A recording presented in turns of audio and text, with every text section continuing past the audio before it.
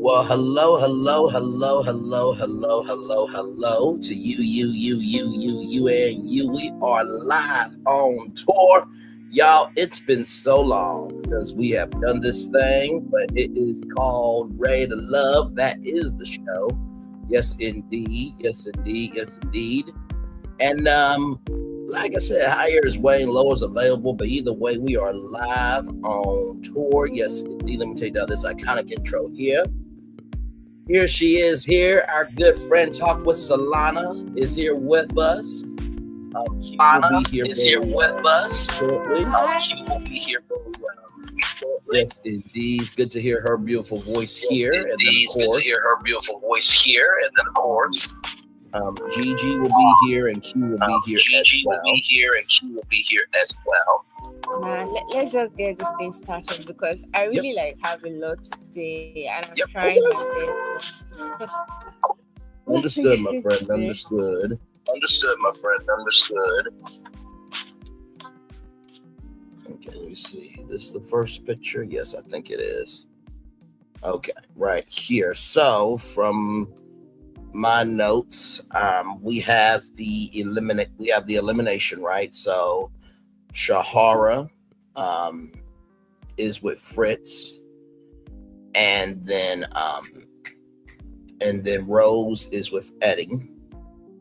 So, the thing that has happened with Fritz and Sahara's a lot to deal with, right? And with Eddie, he can seem aloof to, what he wants, right? So they have their conversations, and y'all know how it goes. It's a back and forth conversation. They jump between the two. And Fritz is eliminated, and Eddie is eliminated. Thank So, God. yeah. Like, do you know what really pissed me off? It's the fact that we could have actually gotten this at episode 6. Why did they have to waste over 5 minutes of the episode? I get that they're trying to have so much drama in the comeback episode, but I'm like, we could have actually had this in episode 6. There was no difference. I already knew Fritz was going. Yes, I didn't expect Eddie to leave, but thank God, because he was so, full of himself. He needs to there's something wrong with Eddie. He just needs to stop, because regardless of what they told him, the drinking, the partying, he just felt like every single advice went into one ear and came out of the other. It was just a waste. It was a waste. Right. Honestly, it was a waste of our 5 minutes. I don't think he can say anything. No, I fully agree with you. I mean, the last last episode and we're back in August. And so we're back in August. Hey, Gigi, welcome in. Hey. Hey, welcome in, and I hope you're feeling at least. Welcome in, and I hope you're feeling at least my friends. Good to hear you. Yeah, hold on. I'm hearing a little echo in the background. I think that's Solana. I think that's. If I'm not mistaken there. You haven't missed much. We just got started. We're talking about the double elimination that happened with Fritz and Eddie. And I was just saying to Solana, the last episode, went off in March, April, May, June, July, August. So 6 months of a break. Most of the year has already been gone, and this is what we come back to. Solana was just saying about Fritz, that he seemed full of himself, that it was really more just semantics of it all than with Eddie with his drinking and partying.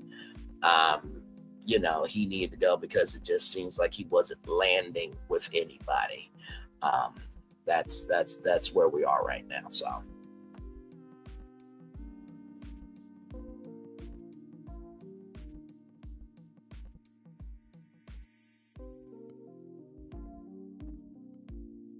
And hey, three people, welcome in. Glad to have y'all here.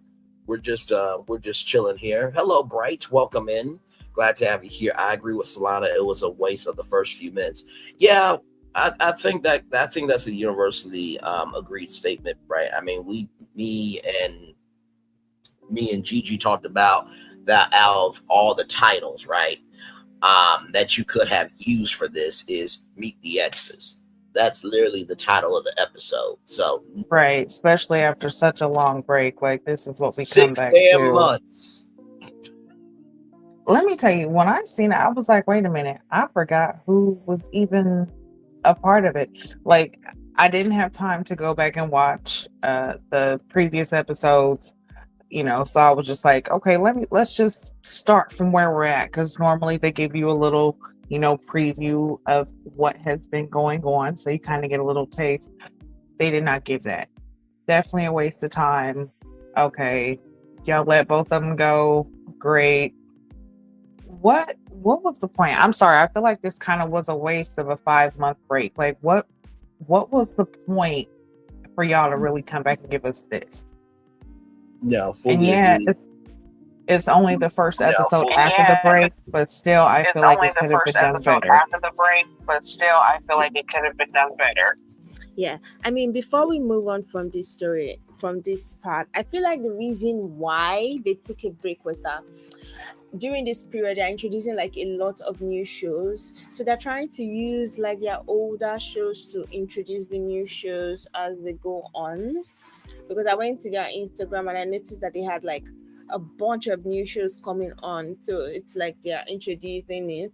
But I felt like if they wanted to do this, they shouldn't have started this season. We should have started with Never Ever Met. It was actually a very great season. Just Yes, it was.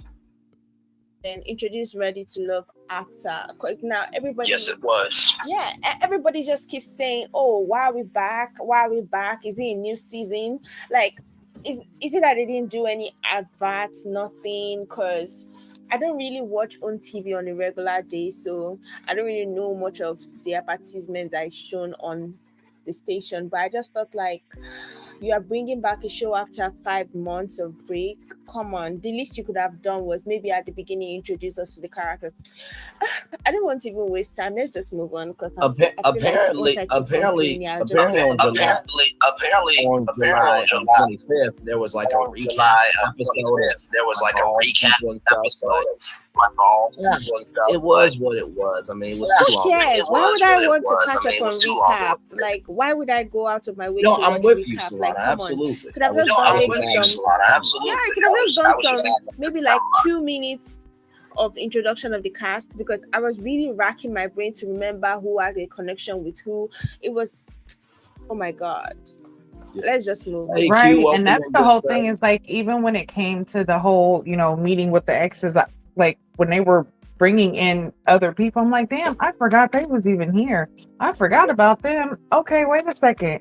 Okay, so that connection, like really, I felt like it was crazy enough that they cut off the season right here at this part where at an elimination. Like, that right there in itself was kind of like, come on, you could have at least eliminated them and let's start off fresh. No, like, y'all went 5 months of us not even remembering these two guys. I really did not remember the cast like that. No, And then fully. seeing them, I'm like, okay, what did they do? Like, okay, I remember Fritz, they said something about him being the polygamist, and then like Eddie, yeah, the whole drinking thing, but I don't really find like that was like a really big thing. So complete waste of time. And then you come back with these exes, and then once, come on, there was more exes missed than there were exes that showed up. Like, I don't get it. Absolutely. Q, welcome in, good sir. How are you feeling about the return of Ready to Love? It's been 5 to 6 months since we have ever known this show was in existence, good sir. It's good to hear you. What's going on, family? What's going on? What's going on, good sir? Ain't nothing much, man. First off, the show is kind of. What was the question? What question we running over right quick? So we're talking about Fritz and Eddie and Okay, just the comeback of Ready to Love, because the last episode was in March and we're just getting back to it in August. So 5 to 6 months, most of the year is gone. And child, if y'all miss me and Gigi's live about Kiki, child, it seemed like the Never Ever Mets has more juice than this season of Ready to Love. Because child, that was a whole thing by its damn self. So that's where we are too right now. Hey, I was kind of disappointed in this first episode. Very disappointed. I mean, if you need to have us waiting 7, 8 months, and half a year, I really thought it would come back a little more Flair than what it did. But we kind of knew Flair. I just thought one of us would get eliminated. I really didn't think both of them was going to get eliminated. I wish they could have kept Fritz. I feel like Eddie, Eddie was definitely aesthetics. I think the ladies like Eddie, but I don't think there's really no depth to him. But to have Sahara release Fritz, I thought that was kind of crazy. But the episode really didn't do exactly what I thought it was going to do. A lot of ladies didn't bring their exes, so that did not do, that I feel like that took the excitement away from the show. Yeah, fully agreed. And Solana, welcome back in. Beautiful, glad to have you. And I was kind of wondering about that from a production standpoint, Gigi. And I say Gigi because we're both from the media world. When it comes to production, you have to have all the elements in play in order for there to be a concert. If you can follow that metaphor there. And so I was wondering, Gigi, like, when you have been on production, like when something didn't go right, I mean, would you guys do what Ready to Love did and just found a way out of the way that you guys had? Because I was kind of thinking like, okay, well, if really there's no exes, is this just an episode in the wash, really? So, yeah, from a production standpoint, no, that is the last thing you would want to do because you're on a time. That's what I understand is what is their budget and what is their time? Because it seems like their budget is low. And for this to be the 10th season, I really would expect a lot more from them.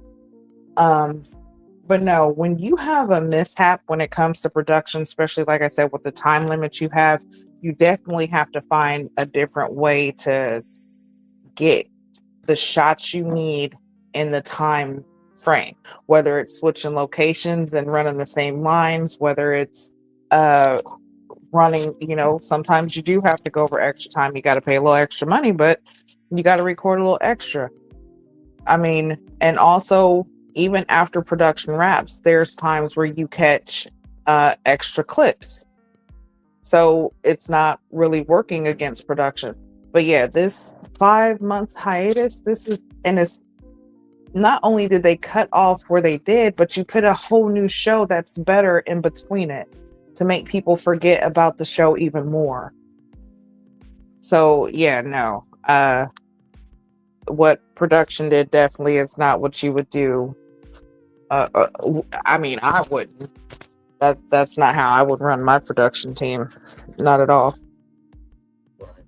And thank you for that context, conjecture, and connection, because as we have seen with reality TV shows, it's not welcome back in beautiful.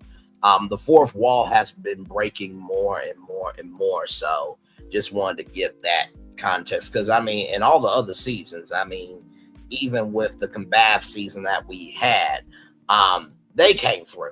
You know what I mean? Right. So, like, I can actually give an example. There's a production that I was working on, and we filmed for a whole day. Okay, we filmed in our location. We had our location scouted. We had everything. We had all of the cast there. We had everything was running. Okay, we, thought everything was good until the end of the day, and we realized we wasn't recording sound. So it's like, oh shit, we done went a whole day without recording sound. We have the video, but we don't have the sound. Right.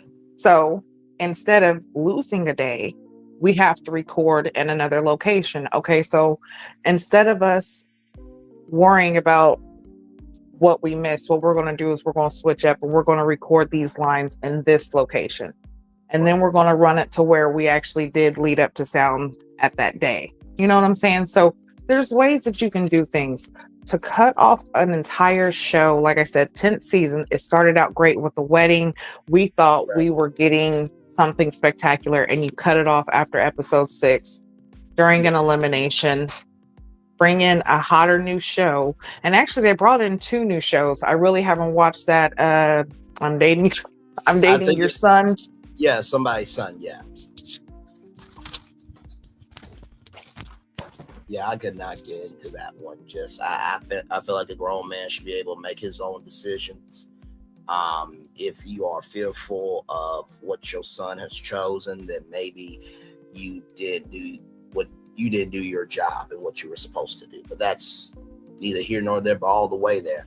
So the men are in the vault with Tommy. It's X's week. So then we get to Hussein, who is with Angie, and the ex's name is Jamal. So basically, Jamal said that there was a communication problem, and Jamal felt like he felt like he was not wanted. And an example of that, which Hey, Bray, no, yes, I apologize not to cut you off, no, you here, brother. but to piggyback on what Gigi was saying, I really feel like they did a bad job casting this season. They did a bad job casting because when you look at the totality of it, none of the guys are really interested in none of the girls. None of the girls, and most of the girls, a few girls are trying to force attachment to some of the guys. It's, they did a bad job casting. I really wish that for the 10th season, they should have came with a lot more flair. And it's very disappointing to see, 6, 7 months go by, and you would think that it would come back with some kind of attractiveness to it, more interest. You know what I mean? I wonder, are they losing the audience? You know what I mean? I know people are wanting to watch Ready to Love to connect with the show, but you can't connect with the cast members because some of the girls are not interested in some of the guys. And you can see that blatantly, you know what I mean? Because if I was interested in some of the people, I would have went the lengths, you know what I'm saying, to bring an ex on the show to show everybody, that I'm a part of this process.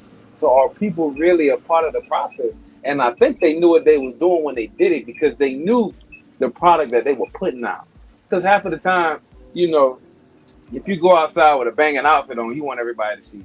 But if you have stepping, you kind of really trying to slide into the mix. So I kind of figured if you look at it, they knew the product that they were putting out. You know what I'm saying? It wasn't as a kinetic energy as we're able to bring up combative and auntie outside. There hasn't been moments where we can bring up references from the season that feel the after shows in the community that is RTL Nation for sure. I fully agree with you, Q, on that. With that said, the biggest thing that happened between Angie and Jamal was, and no woman should ever do this, and I felt for Jamal when he said this. Angie drove herself to the hospital while in labor with a child. Excuse me.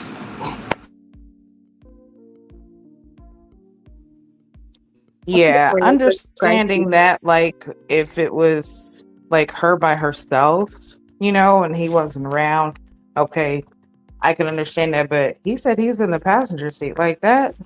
Yeah. For I don't know. a woman, I'll have to defend.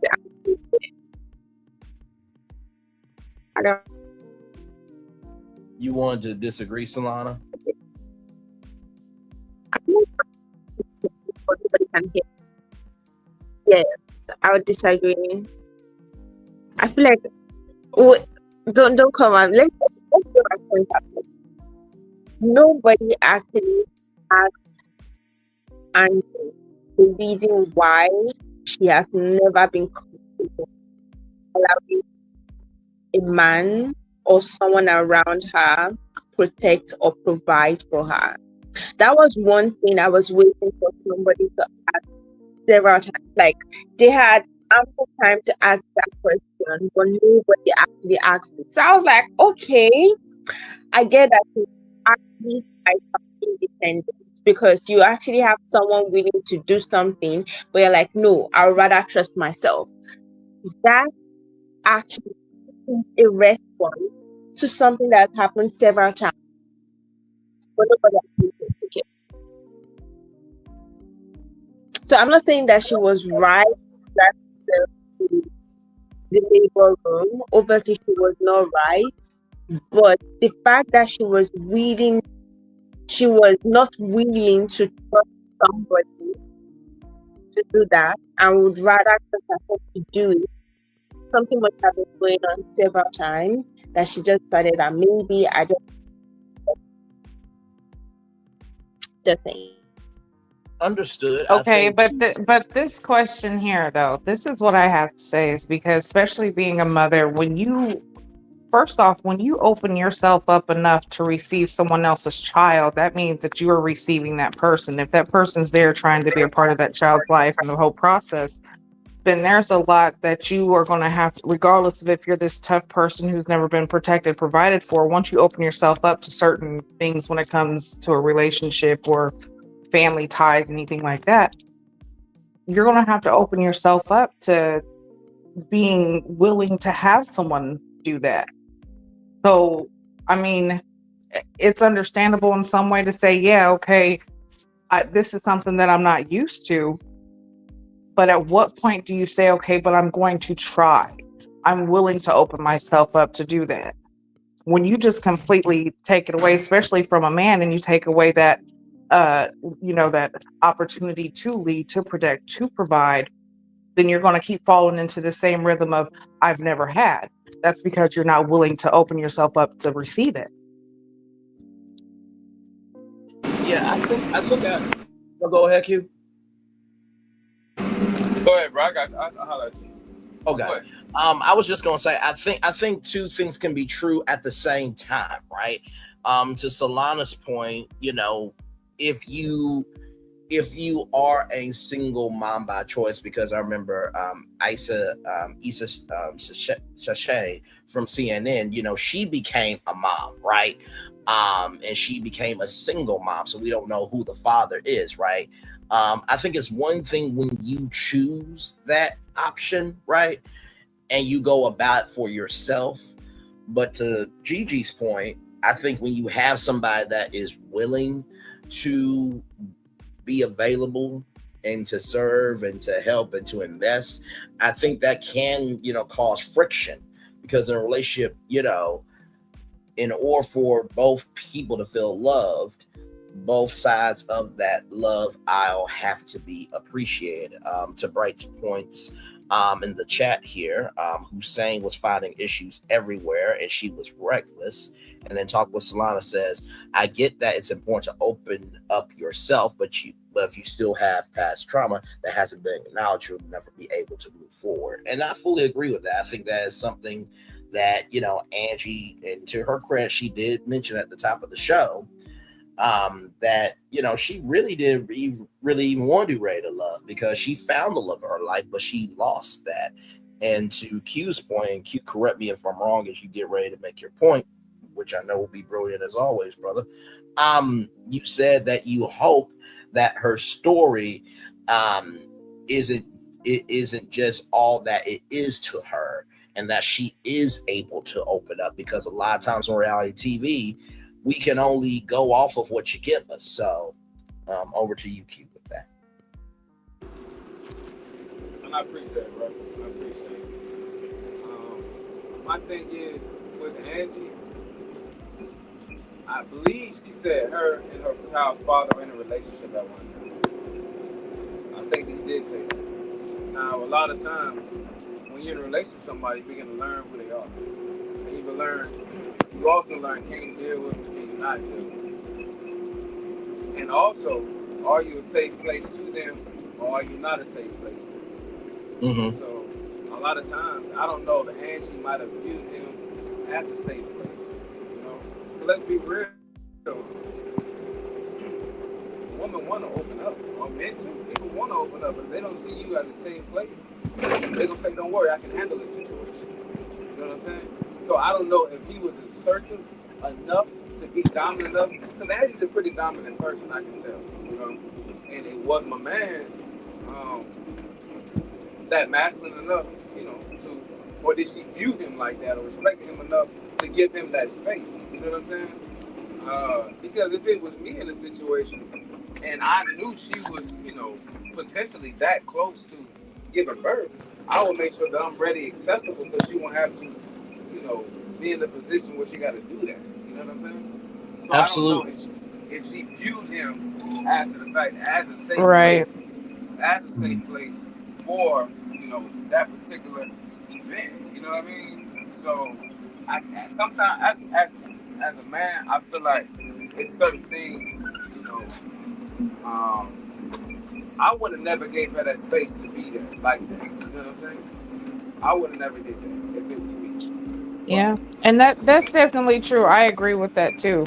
And also I feel like, I mean, that's why it's so important to do the work on yourself before even putting yourself in the position to be in a relationship, because that way you know what you will and won't tolerate, and you're not bringing children into, you know, possible dysfunction or disruption. Like, there's a lot of thought process, you know, it's a lot of thought that should go into when, you know, being in a relationship. People take more time ordering at a fast food restaurant or even at a restaurant. They will take more time ordering food than what they will vetting a relationship or even doing work on themselves. So, I mean, yeah, in a relationship, you should know your person, and that person should make you feel like you're, you know, able or capable to open up. But after so long, if you're not feeling that, like, either you let that go, you verbalize it, or, you know, you decide to stay because that's what you're going to tolerate. Yeah, But I definitely sense from in sincerity, this is why I love this crew. This crew was already great before I got here. For those of you who do not know, Gigi and me, we connected with another said show, which, by the way, tonight, 9-8 Central, Heart and Hustle Houston, run those numbers up. Ain't nothing coming on at 8-7 Central on. With that being said, Gigi asked me if I wanted to come on for Ready to Love. I really never heard of the show, but then I met, you know, Solana and Q, and it just became family from there. The thing I love about our panel is Gigi and Q are both moms and dads. Me and Solana, you know, we're both, you know, single. And so to be able to see the show, not just from a relational standpoint, but from a soulful standpoint, is a powerful thing, because I think mental health is coming through more in reality TV, because to your articulate point, Q, you know, it is important that we create the space as well. I think a lot of times we just think, okay, well, she likes me, I like her, and she put with me enough to be able to tolerate, embrace and accept me. But just because she accepts you doesn't mean she embraces you, and vice versa. Um, you know, for sure. And to your point, Gigi, as well, closed mouths don't get fed.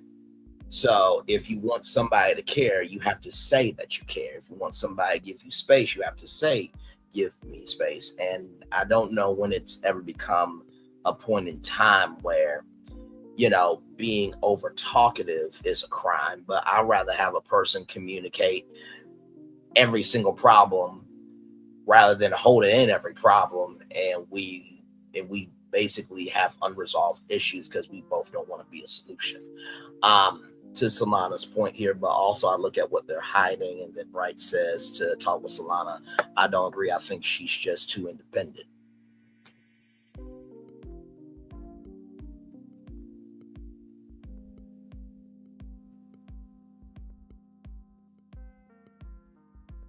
yeah, I Yeah, think I was I was just gonna say, I think to any, I mean, to Hussein, he definitely said it, having it, you know, taken away like a man's leadership, or, and let me clarify something. Not everyone is meant to be a leader, okay? So it's not where, oh, just because you're a man, just because you're a woman, a person's supposed to do this. No. People have genuine qualities, and that goes into, you know, a person. Like, once you deal with a person long enough, you'll know what type of person they are. So a leader, you will naturally allow them to lead. You'll naturally allow them to navigate certain situations because they've proven that they can.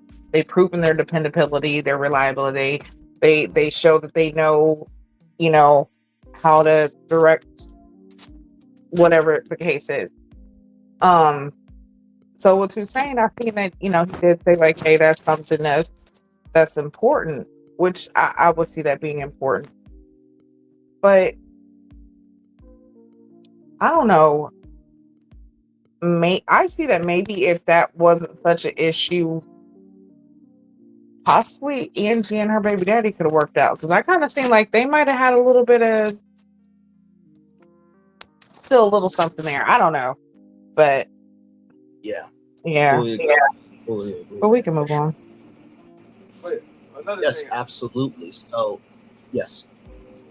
another thing, I'm getting tired of. You know, we're gonna see a repetition. You know, throughout the show, it's ready to love, not ready for flags. You know what I'm saying? Only thing here about it, oh, that's a red flag. That's a red flag. That's a red flag. You know what I mean? I feel like so many people come with so many different insecurities that, I mean, I'm looking for green flags more than I'm looking for red flags. You understand what I'm saying? So if I'm coming into the situation trying to get to know somebody, I want to know the best parts of you. Don't get me wrong. I'm trying to figure out if this is gonna work. You know what I'm saying? For Right. me. But the theme of a lot of these dates and situations are ready to love. People red flag, red flag, red flag. You know what I'm saying? And what it shows is a lot of times your red flags show your insecurities. You know what I'm saying? So And I basically, really, no, go ahead and finish. I'll come right after you, brother. You're good. yeah. So and I really don't see a lot of them talking about the better part of situations. You know what I'm saying? And I'm gonna tell you, you're gonna be the number one corporate in this show. And I feel like what they're trying to do is almost make him a star of the show. They're trying to make Cam a star of the show. They're trying to. You know what I'm saying? Just because of, yes, watch Yeah, what I can see it. I can see it. watch what they're trying to do. Because of the situation Cam is putting himself into. You know what I'm saying? Like a lot of times, um, Cam is really playing games with the women that he's attached to. You know what I'm saying? He couldn't do that with De'Ara at first, but she cut it off. Like, nah, I'm not interested. You know what I'm saying? So he's dragging along his connections for the attention. If you sit back and look at it, you know what I'm saying? They're gonna show a little bit more next season, next week. But not to get ahead of myself. You go ahead, big dog. No, I was just going to say, to your point, I did not see that with Cam, but I do detect that, you know, Cam has been a very big presence throughout the show. I kind of thought that maybe, you know, Hussein might be a star as well. And I say he's a star in the fact of Hussein's been very open, vulnerable, and honest with himself. I mean, I think we all shedded tears, whether mentally or physically, when he cried about the group home situation. Because a lot of times, what we feel like is black to us may not be black to somebody else, right? But to y'all point too, I didn't really think about that with Cam. That, you know, Cam has been really playing the field, and really with all these relationships, nothing has really been cemented. And to your point, Q, I think what you were trying to say was, listen, I know the roller coaster is going to break down from time to time at Walt Disney World, but can you at least be running most of the time when I come down? Like, if I'm here for 7 days, can you at least be running for 4 days? You feel me? You feel me? You know what I'm saying? And sometimes I might want to go around twice. You know, I might want to get back in line and go around again. You know, I didn't buy a one ride pass. I bought a ticket for the day. You know what I'm saying? Exactly. Absolutely. This is why I love our crew so much. We see each other for sure. Talk with Salah says all Hussein was seeing was red flags in people. I think that goes Cam, to, and so was Cam. Cam was only seeing red flags too, but that was something that he did say to Angie is I guess like his exes would say that he nitpicks or he finds a problem with everything. But to Q's point, I can actually see Cam being trying to be the star because if we actually look at the episode, Cam was seeing a lot more than most of the other guys. And his opinion seemed it kept coming up more than the other guys. So I can see Cam's definitely playing the field, especially when it comes to Sahara and Angie. He's definitely pulling that as far as he can go because Sahara? Sahara. Who has a? I'm not knocking you, Sahara. I'm not knocking you, boo boo. But how many people on the show has a connection with Sahara?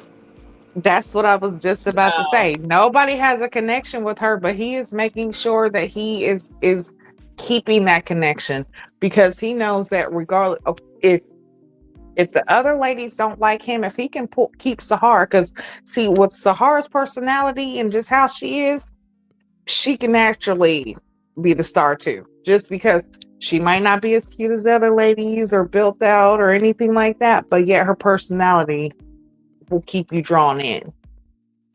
You know, I just have to say this. I mean, and to Salon's point, I think that goes back to Bright's point as well. Where is it here? That Hussein was finding issues everywhere, but to y'all point, Cam was also finding issues. You know why I feel like Cam and Sahara's relationship is, y'all?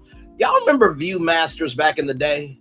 I remember I had a red one with a orange flicker, and you have like these different Viewmasters wheels, and you just keep clicking to see what you want, and it's like, oh, this slide, this reel was cool. Let me get in the next one. You recognize it's like, you know what? Why don't I just walk outside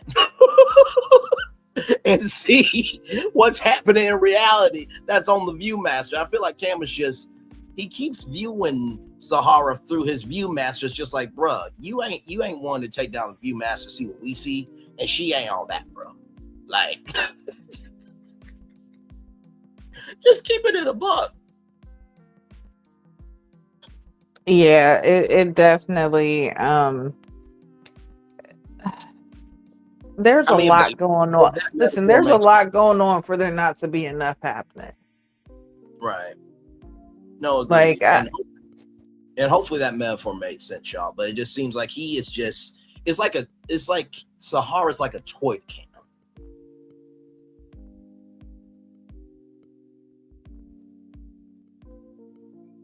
Yeah. But we can move on past them because we done talked about Hussein and Angie enough. Understood. So then we got and welcome back in, Solana. Welcome back in. So then we have this date here. Y'all, this date here. I was ready for this one. Oh Lord, Teta, what in let me tell you something. I was praying that my network will come back. No, you're good, my friend. We are going to be here. Listen, technology is not always our friend. For real. It is all good. It's not even bad. I was praying my network will come back before we pass this scene. Because this is like the only thing to talk about in this entire episode. Yeah, fully agree. I mean, listen, this is the personification of when you're holding on to the fantasy, it really shows that you have nothing in reality.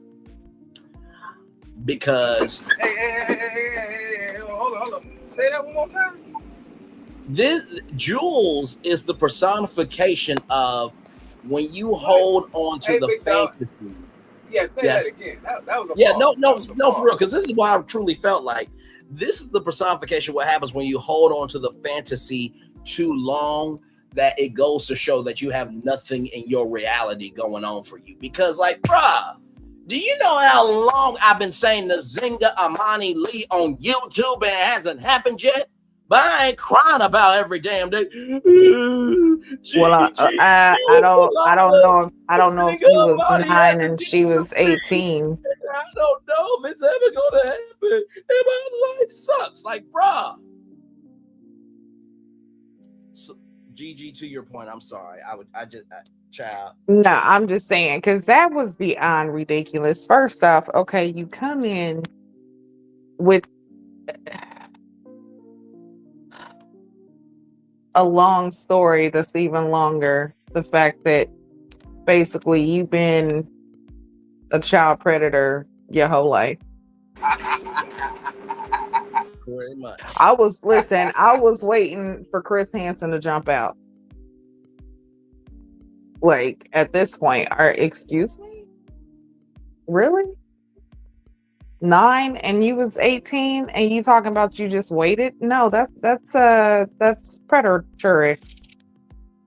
That's scary. I would not let my daughter stay at your sister's house. No. Oh no. My daughter's not spending the night with your sister. No, thank you.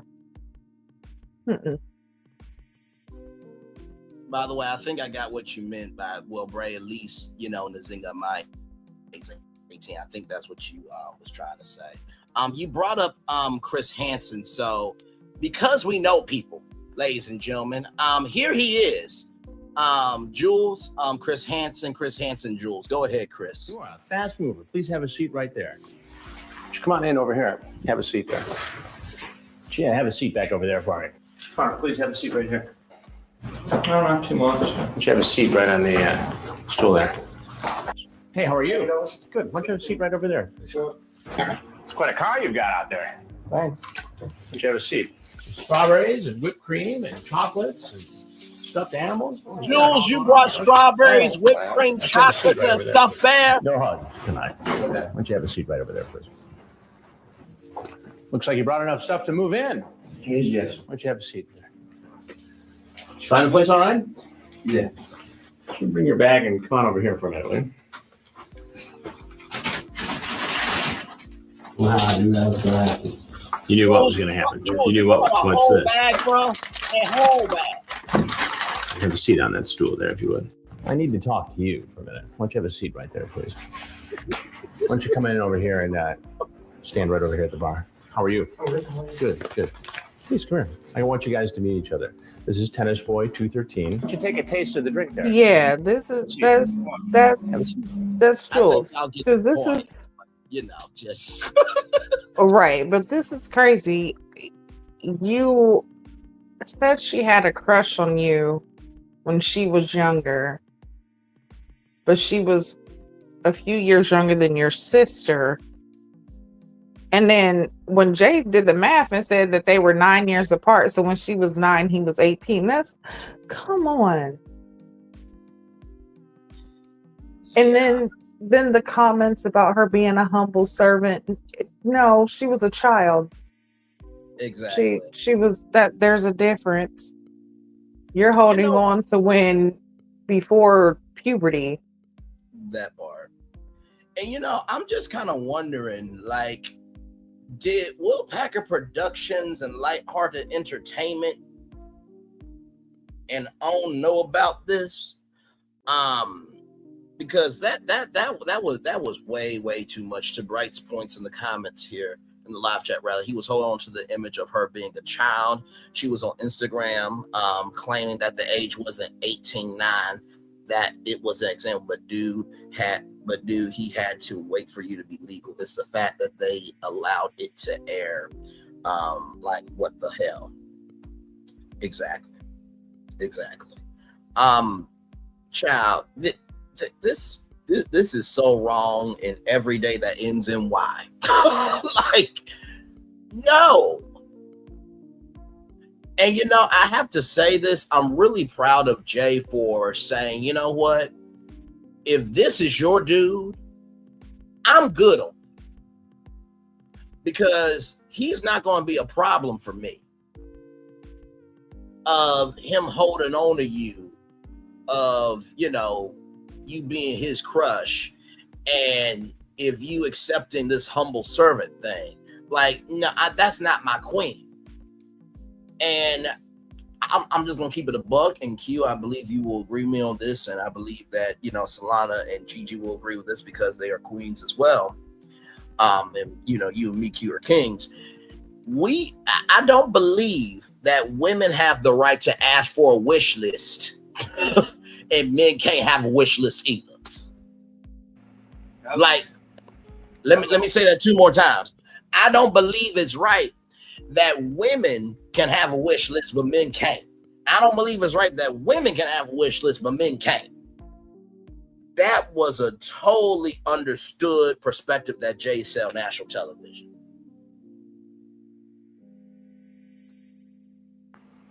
I definitely agree with that. But as long as the wish list don't come, with the underage warning, it's okay.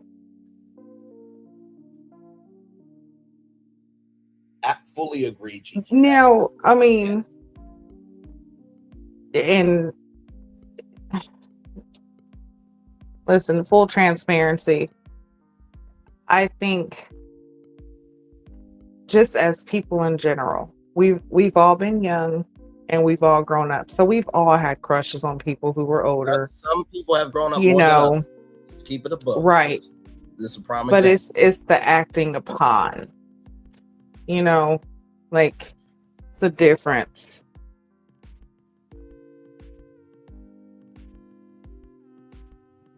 Yeah.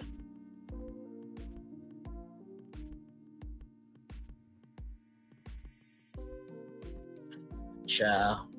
You got anything, brother, on this, or did I say everything for you? I really like how Jay stood tall in this whole thing. Jay stood real tall. He didn't really get offended. Even though my man was talking kind of crazy. But one thing he did say was, if these are kind of people that you entertaining, I'm going to think twice about this. You know what I mean? And she was sitting here saying, this guy's my friend. That guy is not your friend. He sat there saying, I'm pretty much waiting on my opportunity, you know what I'm saying, to slide in. Once a crush, always a crush. You know what I mean? And like you were saying, if you stuck in reality, man, if you stuck in fantasy, what your reality really looks like. You know what I'm saying? So, yep. I mean, I still like Kiara, you know what I'm saying? But you kind of see why, in this episode right here, you see why Tommy it's a good idea to meet someone's ex. Because the process is so expedited, you're trying to get as much information as you can and data as you can to make a judgment and say, hey, I want to be with this person or not. You know what I'm saying? When you look at it, Kiara really don't have too many connections but Jay. You know what I mean? So are you really trying to force a connection with her? You know what I mean? Just because that's really your only connection at the moment that I can see. But my man was way out of line, with some of the stuff that was coming out of his mouth. Because now you got to go back on national TV and address, your family. Like, you was sitting on this girl when she was 9, 10, 11, 12 years old. I mean, what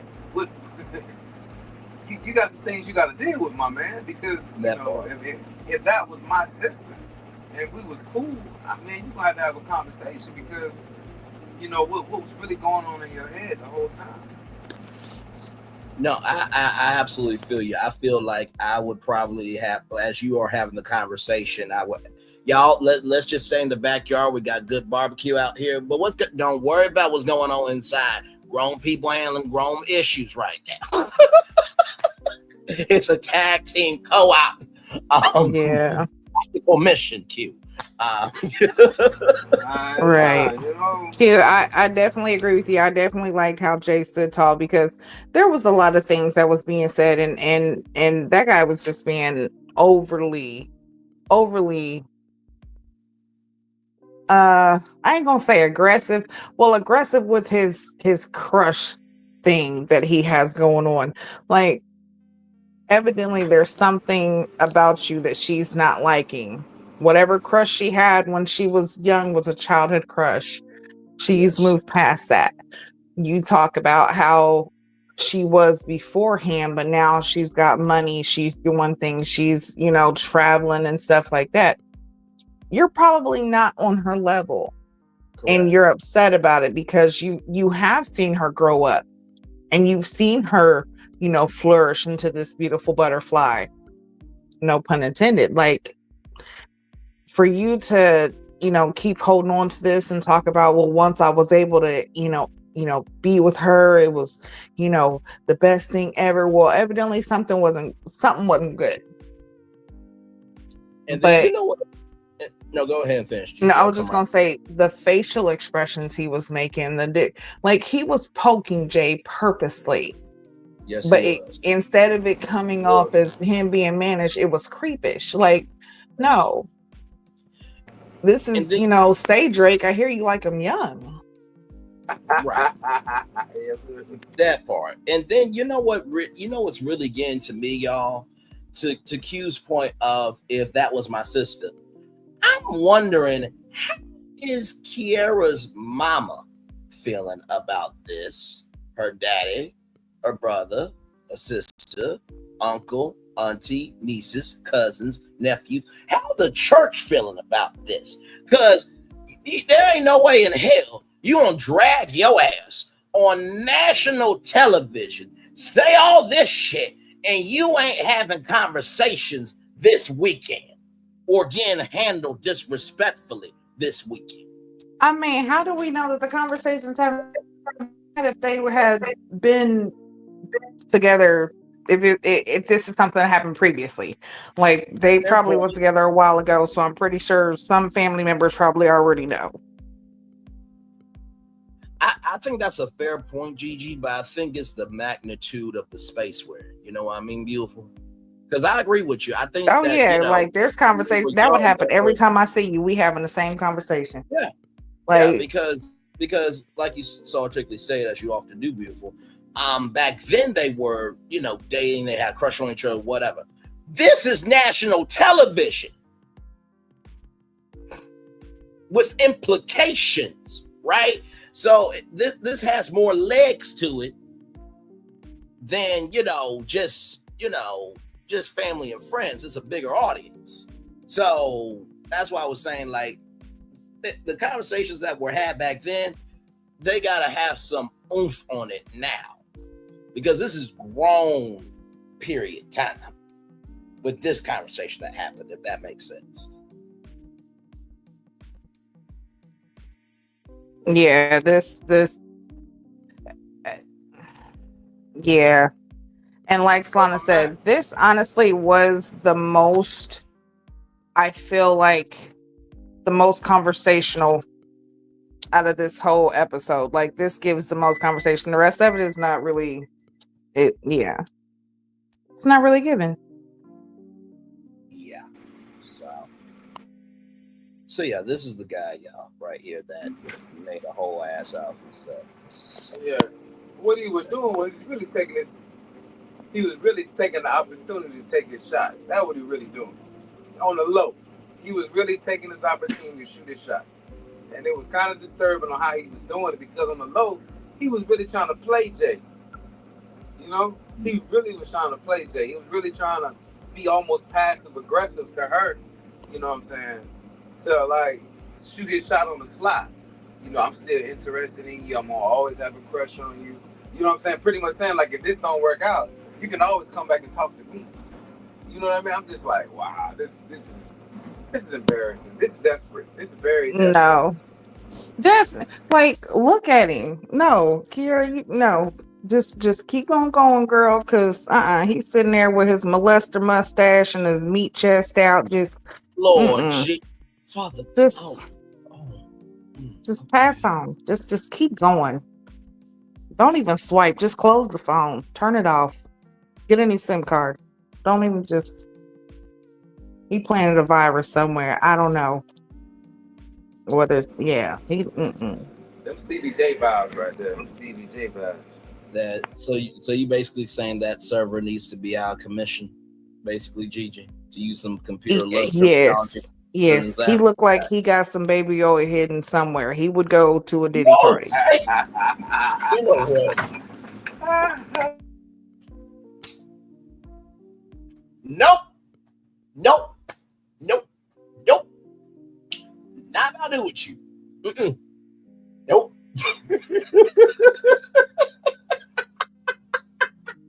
Listen, I told you I wasn't feeling well this morning. I might have a fever. I might be delirious. My bad. What is it? To But- each his own, right? To each his own. That part. But what do we often say in our community? I'm with you when you're right. Woo, Lord Jesus. All right. So I think we've talked about everything that needed to be said there. And he looked like he might even play the tambourine. I don't know. Lord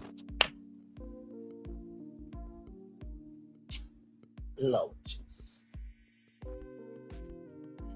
I'm assuming that he has not he's not one of the security members on the praise dance road trips. You know what? Let me stop, because I don't think he can make anybody say hallelujah. Moving on. He just show up to all the events unannounced. That's it. He just showed up to all the events unannounced. You know? What is he doing? Not here? unannounced. What is he doing here? The church, baby girl sleepover. What are you doing here? What's really going on? Well, before we get started with church service, we have done all the church announcements. Will anybody like to come? Because now it's testimony. So now sit your motherfucking sit your ass. Sit. But I don't get in shit shorts. We would just like to say that sister Janet, her granddaughter's having her 7th birthday party. Jules, please do not attend. Okay. Security will be Moving on. Moving on, child. Just moving on. To Cam and Sahara. So listen, Sahara's ex was not there. Because as she said at the top of the show, she burned a candle, and then buried that candle in a man. Y'all, I'm completely joking when it comes to that within this context, because Sahara's ex actually passed away. Okay, now what she said is what she actually said. I did not make that up. But Cam really feels for Sahara. He sees Sahara's openness and vulnerability and a frequency of love coming from her with this exchange, this date. So what did y'all think of that?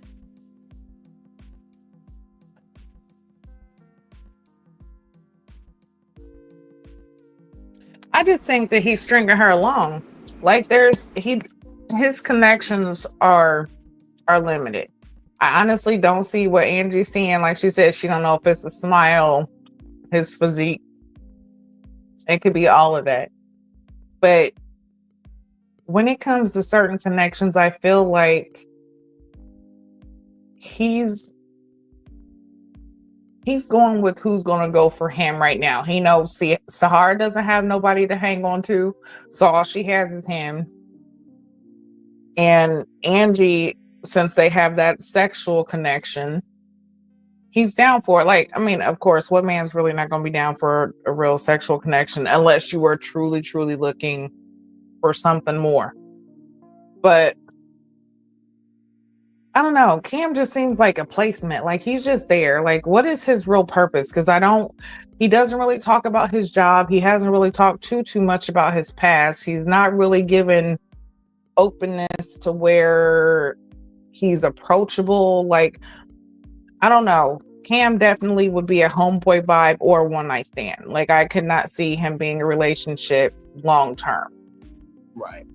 So I guess that would be, I mean, Sahara, the way that she described her ex was, I mean, damn near borderline abusive. Like, you know, I mean, she didn't say he was abusive, but he, you know, definitely would handle her rough, you know.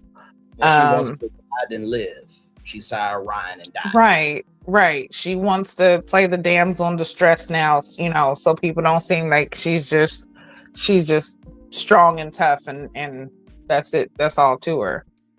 But yeah, these two are just odd, but then again, they mesh because I just feel like they really don't have like don't know. They don't really mesh with anybody else. So it's like, get it where you fit. You know, I don't know. I don't know. You know what it's giving? It's giving tequila and hibachi vibes. Not tequila and hibachi. That's tequila and hibachi vibes right Jesus. there. That's the vibe it's giving. You know what I mean? Because of the simple fact, I feel like Cam, I don't know if Cam really know what he wants. You know what I'm saying? Because if I'm a Christian and I'm dating a Muslim and I'm like, that's not gonna work. You know what I'm saying? I'm not gonna play with you. Look here, we got that's what you believe in. This is what I believe. It's gonna be very difficult. You know what I'm saying? To make that work. You know what I'm saying? Or girl, like I go to church. Cam, like I really don't believe in God, but I go to church for you. You know what I'm saying? So it's kind of like, are you really trying to find somebody, or are you just really trying to stay on the show? Which one?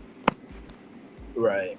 No, I fully agree with y'all, and you are. And I feel like what the question is because there's a difference between being religious and being spiritual. Like you can still be spiritual and not go to church and be all, you know, Monday, Wednesday, Friday, every other Tuesday, plus Sunday morning, afternoon, you know, like you have no life. No. There's a lot more, you know, like I feel like there's different substances to that.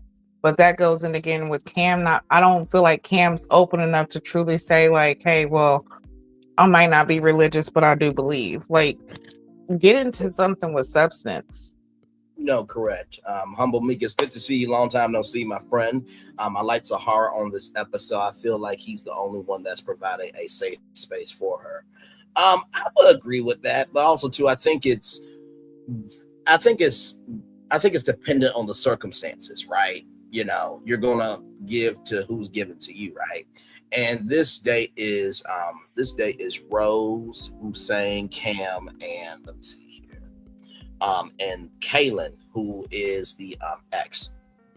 So Kaylin said that, you know, timing was everything for him, that he has 3 kids. And he was very transparent about that. Sometimes it is timing in relationships. And to that point, here's my thing. I'm more about my relationship with God than going to a church, right? Because like you said, Gigi, Sunday, Monday, Wednesday, you know, Friday, Saturday, you know, anniversaries, birthdays, you know, church reunions, all that stuff, right? Like there is more to life than just going to church. And so I feel like you said, Cam really doesn't have a strong foundation to be able to showcase who he is. Not just show who he is, but to showcase the different rooms and the different emotions and what matters to him in the different, you know, spaces of who he is as a man. To your point. So yeah.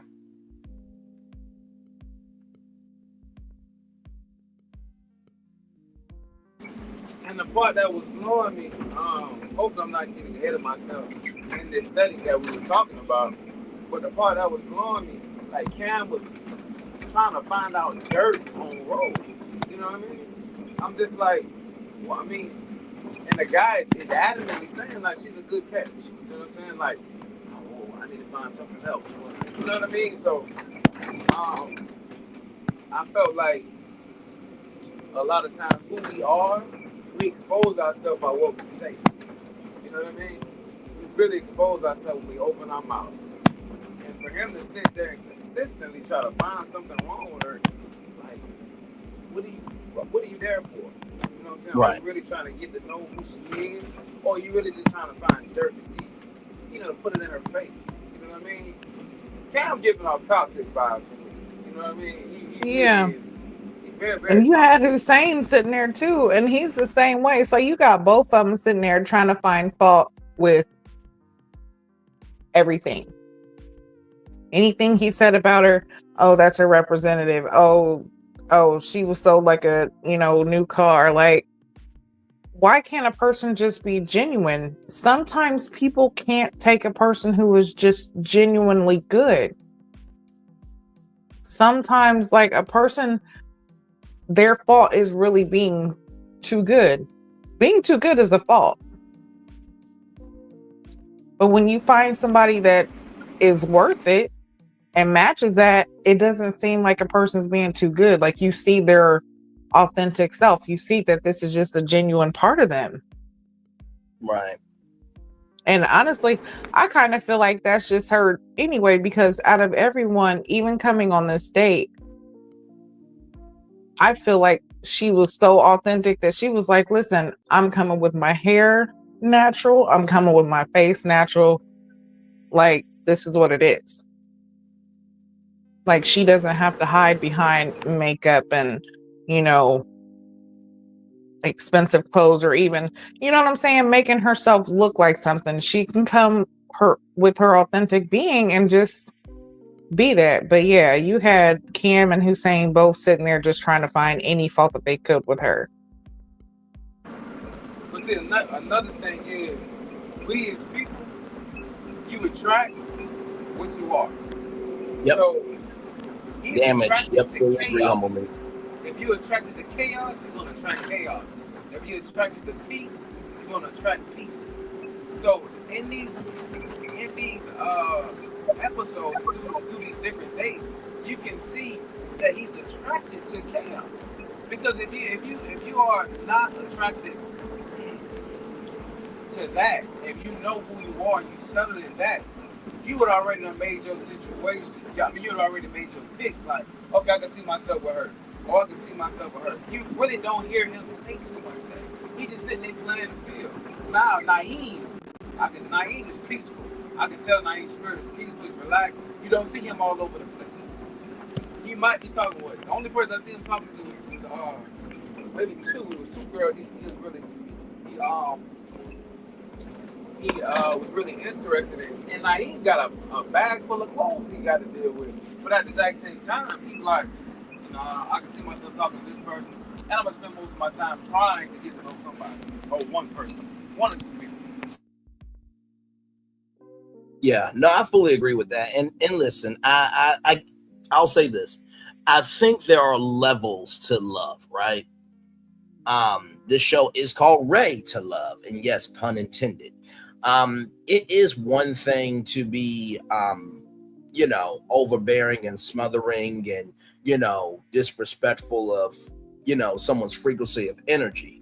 But it's another thing when you just carry that energy and that's who you are, right? So, I mean, honestly, to tell you the truth,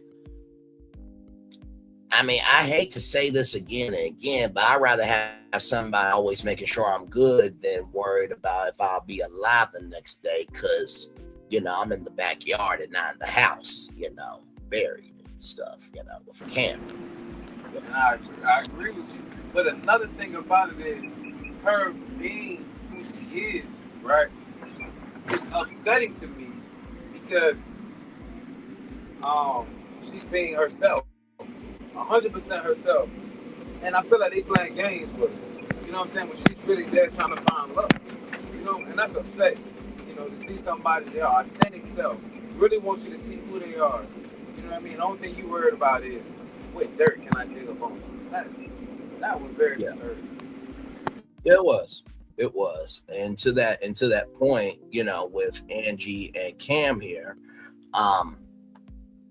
you know, it really wasn't too much going on here with them. You know, Cam felt slighted that Angie couldn't really meet that. No, Cam felt slighted that Angie didn't bring her ex, but Angie's perspective was that her and Hussein have developed a bond, right? And, you know, her and Cam just recently developed this thing. And to that point, you know, the assignment is meeting the ex, right? You've gotten this far in the process. But also, too, maybe that just says that maybe Angie really doesn't believe in this connection. Okay, let's go ahead and just do a quick little poll. Okay. Now, there's three of us right here. Is Solana back or is she gone? No, Solana said that her network's been, wonky, but Okay. So there's three of us up here right now. Each of us say one thing that we know about Cam. Go ahead, Braylon. he is a firefighter.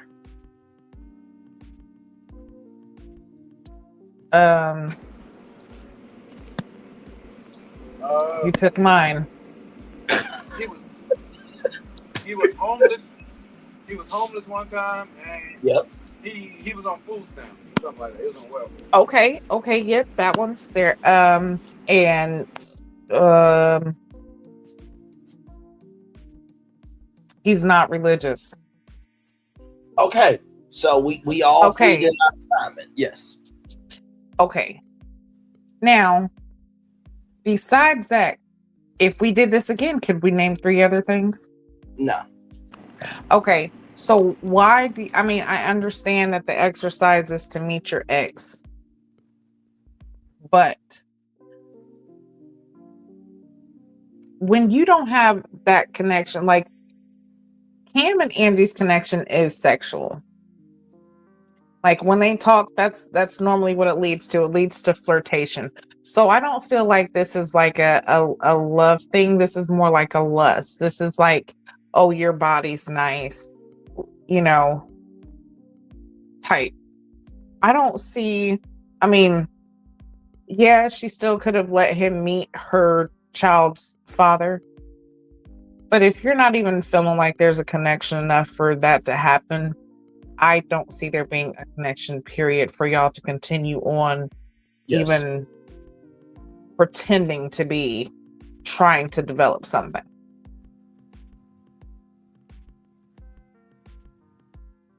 Fully agree. Fully agree. Like another date with Cam there. This is another date with Cam there. And another thing to your point, TG, what has Cam really been talking about to these women? What? You know what I'm saying? Like a lot of times,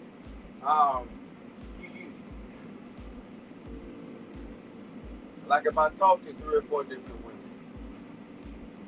I have my top picks. Like, okay, I can see myself with her, with you know what I mean? To have it all kind of lined up. She's not giving the opportunity, you know what I mean? So you're not really, you kind of see where you're going to land or who you're trying to be with. You're trying to figure it out.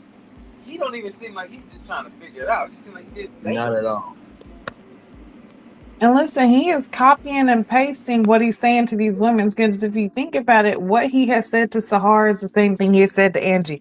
Ooh, I could just sit here and look at you the whole time. He said that to Sahara too. Like, it's always this lustful thing. It's sexual. There's no substance. There's nothing that could actually... See, this is why you definitely have to have more in a relationship, because let's just hypothetically say, okay, y'all decide that you sleep together, but it's trash. What else you got to hold on to? Like, yeah, a person can learn, but some things, some techniques, you just have to have it. Either you have it or you don't. So if that's the case, what else? What do y'all have to hold on to? Correct. What else is there besides that? Now you're losing interest. Now, it becomes what it is, a one-night stand, or, this little transactional situation. It's not a real relationship. And if you're showing that off top, then that's, he talks about red flags. That's a red flag for me, for him. Like, he has no substance. There's nothing underneath him. The deepest thing he said is that he was homeless before and on food stamps. Okay. Right. That's good. You overcame that. What else is there? Right. Absolutely. What did you learn in that time? What else have you been through? Like, yeah, no, I agree. That's almost like going to McDonald's and knowing that you have money for like a Big Mac combo, but yet you get a Happy Meal and you complain that you got a Happy Meal when you could have made that decision. So, no, I fully agree with y'all.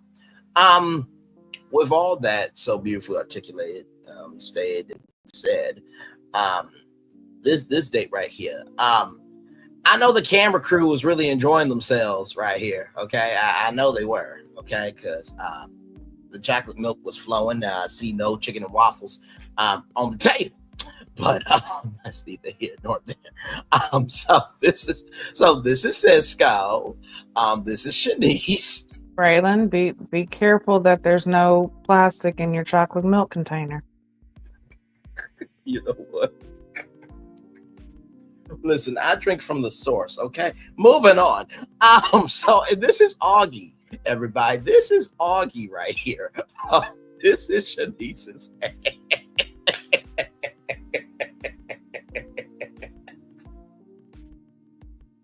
I'm trying to be on my best behavior, okay? Listen, Gigi was the one who said make sure it's not plastic. I say I drink from the source, and I'm the bad guy, okay? Now, listen, I'm just saying, I don't know, something about her chest just seems a little too stiff.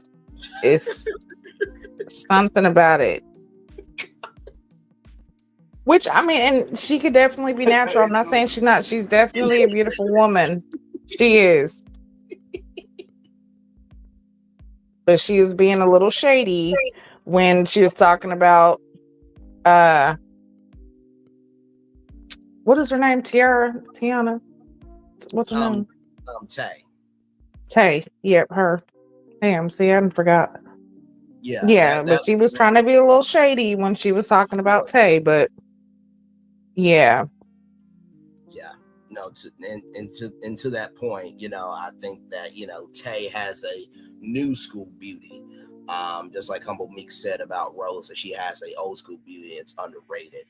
It seemed like, Sharice was, really actually enjoying the vibe, because if you see here, she's looking at him, right? Now, you could say she's looking at him because he's talking, but, you be trying to flirt with your potential person here.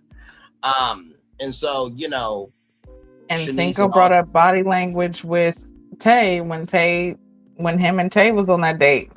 Look at the body language of Shanice. Like, correct. Yep. Absolutely. So Augie and Shanice, they dated in college. He wasn't ready. And, Cisco did give credit to Shanice's softer side. You know what I mean? But also, too, he talked about Tay and said that, Tay is beautiful. You know what I mean? So it was what it was. Like I said, I think something could be there, but I think Cisco is locked in with Tay. It's been locked in for a while. It was a little bit rocky. Pun intended, if you remember Rocky from this season. But sincerely, it was rocky in the beginning, but they have a connection. So I don't know. I feel like when he made the comment that he had others that he was interested in, or that he was his top, and she seemed surprised, it kind of, I was like, girl, why are you acting shocked when you knew that he had already had a connection with Tay before you even jumped in there and did the, body paint date? So I don't know if she felt, I mean, we don't know what happened afterwards. Right. But he did get to see her in her glory. And maybe she felt like that was going to seal the deal. That's not, always the case. But, Right. And then for Augie to ask, well, what does Tay look like? Oh, she's cute. And Cisco said, no, she's beautiful. Like, okay, I can understand you feeling disrespected, but you threw shade at that woman first. Yeah, you did. And this man just told you that, like, she's his top. Like, I don't know. But still, and Tommy even asked the question, like, yo, like, you brought this guy from your college years. Like, you are way past college unless you, took some courses in your older age. And this is some, this is what you're talking about now. But I would question, like, has she not been in a relationship since then? What has been the issue to where she can't, have one of her recent ones? Right. Just like Tate. Tate even said it. She's like, hey, I tried to reach out to them. Most of them they're, in relationships, which is gotta respect it. And the other one just didn't get along. So Yeah. But yeah. Q, you got anything? Because that was basically the date. I mean, none more, none less, honestly. Yeah, I feel like Cisco was just entertaining her. I don't feel like he really took her serious. His heart was in Tate. Everybody know that. But she tried to throw shade at Tate, and I ain't too much care for that either. You could let that be what it was. But it really wasn't too much to the date because he really wasn't really interested in Shanice like that.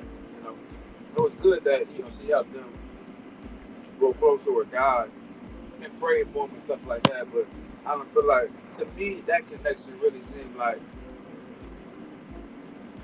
a little one night stand, or I feel like they might have some relations once or twice after this show.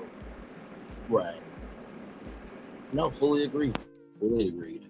Yeah, because as soon as she brought up Tay's name, he forgot the whole conversation. The whole conversation. Capital W. Do you hear me? Yes, indeed. So we go to the thickest one in the group, ladies and gentlemen. Listen. She had cutouts in the back, child. So this is Deanna, everybody. She is with I took it down here. Naeem and Khalil. And so Deanna said that her ex was toxic, right?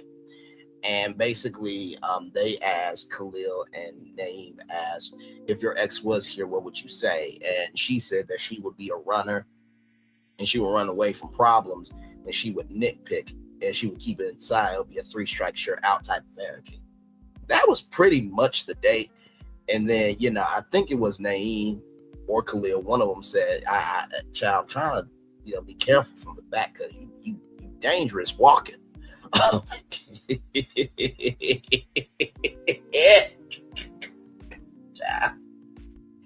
Yeah, with this one, this is also another a difference in perspective, because something that stuck with me was the fact that Khalil, which, I mean, honestly, what she said would have been a red flag as well, because how can you solve anything, especially in a relationship, if you hold in the problem, the person doesn't even know that there is a problem, you give them a 3-strike rule and they don't even know that they're on strike 1, and then next it's just ended.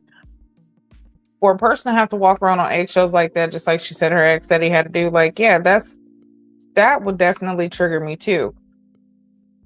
But let's look at the difference, because Khalil was like, yo, yeah, that's a red flag. Even when they were in the vault, he was talking about that and, how it's a red flag and that's, something he can't deal with and this and the third. But Naeem, on the other hand, was like, no, like, Naeem's more like, I can work through that. Like, instead of me saying that this is a red flag for her, this is something that could be worked on. Like, I'm not taking her as a red flag, or I'm not deducting points from her. I'm actually growing a little bit closer to her. Like this, I can see myself being with her. And the difference in mindset kind of shows the difference in man. And I guess, and that's another part of when you do the work. Like, hey, Khalil can be like, hey, I've done the work. I'm not going to deal with that. Naeem could be like, hey, I've done the work, but there's certain things that I know that I can deal with because I understand that maybe she's been through something, or maybe she just needs a certain understanding. So, I mean, I did like that. There wasn't really too much to the date. Like I said, it seems like there was more exes not present than there was present, which out of all of the seasons that we've covered so far, I think this is the most the exes have not showed up. Yep.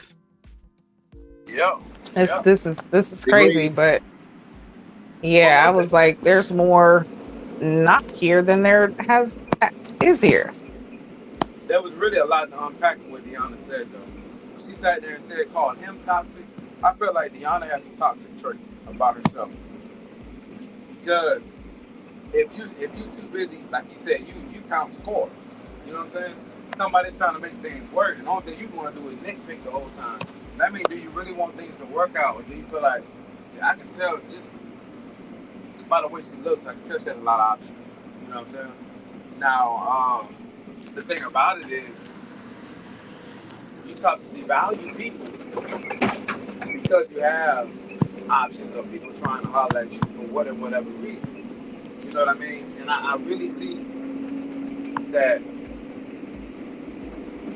a lot of times in relationships, you would probably know more than us about compromise. You know, in a relationship, you got to compromise. You know, and certain things you might have overlooked. You want somebody to match all 10 of your list, but if somebody's matched 7 of them, I'm cool. You know what I'm saying? So I feel like she's gonna have to get to that point to accept people for who they are, and different things she might want to have to deal with within men. Because I feel like she's looking for a perfect person. Because if you sit there counting scores, what are you really there for? Are you really trying to find love, or what are you there for? You know? Like you can tell, even when Cam went and tried to talk to her, you know what I'm saying? She shut Cam down quick. Like, nah, I don't. Very quick. You could have made that could have been a friendship. You know what I'm saying? I understand we're not here ready to find friendship, nothing like that. But at the exact same time, you could have still been open to the process. Like, Correct. I know at one time she, kind of wanted to talk to Cisco, and I don't know exactly how that went. But I mean, I could say she might be open to Naeem, but are you really open to him because of those 5 kids he has? You know what I'm saying? Hey, Justin, good to see you, my friend. Right. No, Not only just like it is like, I feel like I agree too. She definitely, I feel like could have some toxic traits of herself, of her own. And I also feel like when it came to Cam, she was more so looking at him like a subordinate because he is under her in ranking. Exactly. So that definitely, I mean, not only was he a firefighter, but firefighter, but he's not, even on her level in her eyes.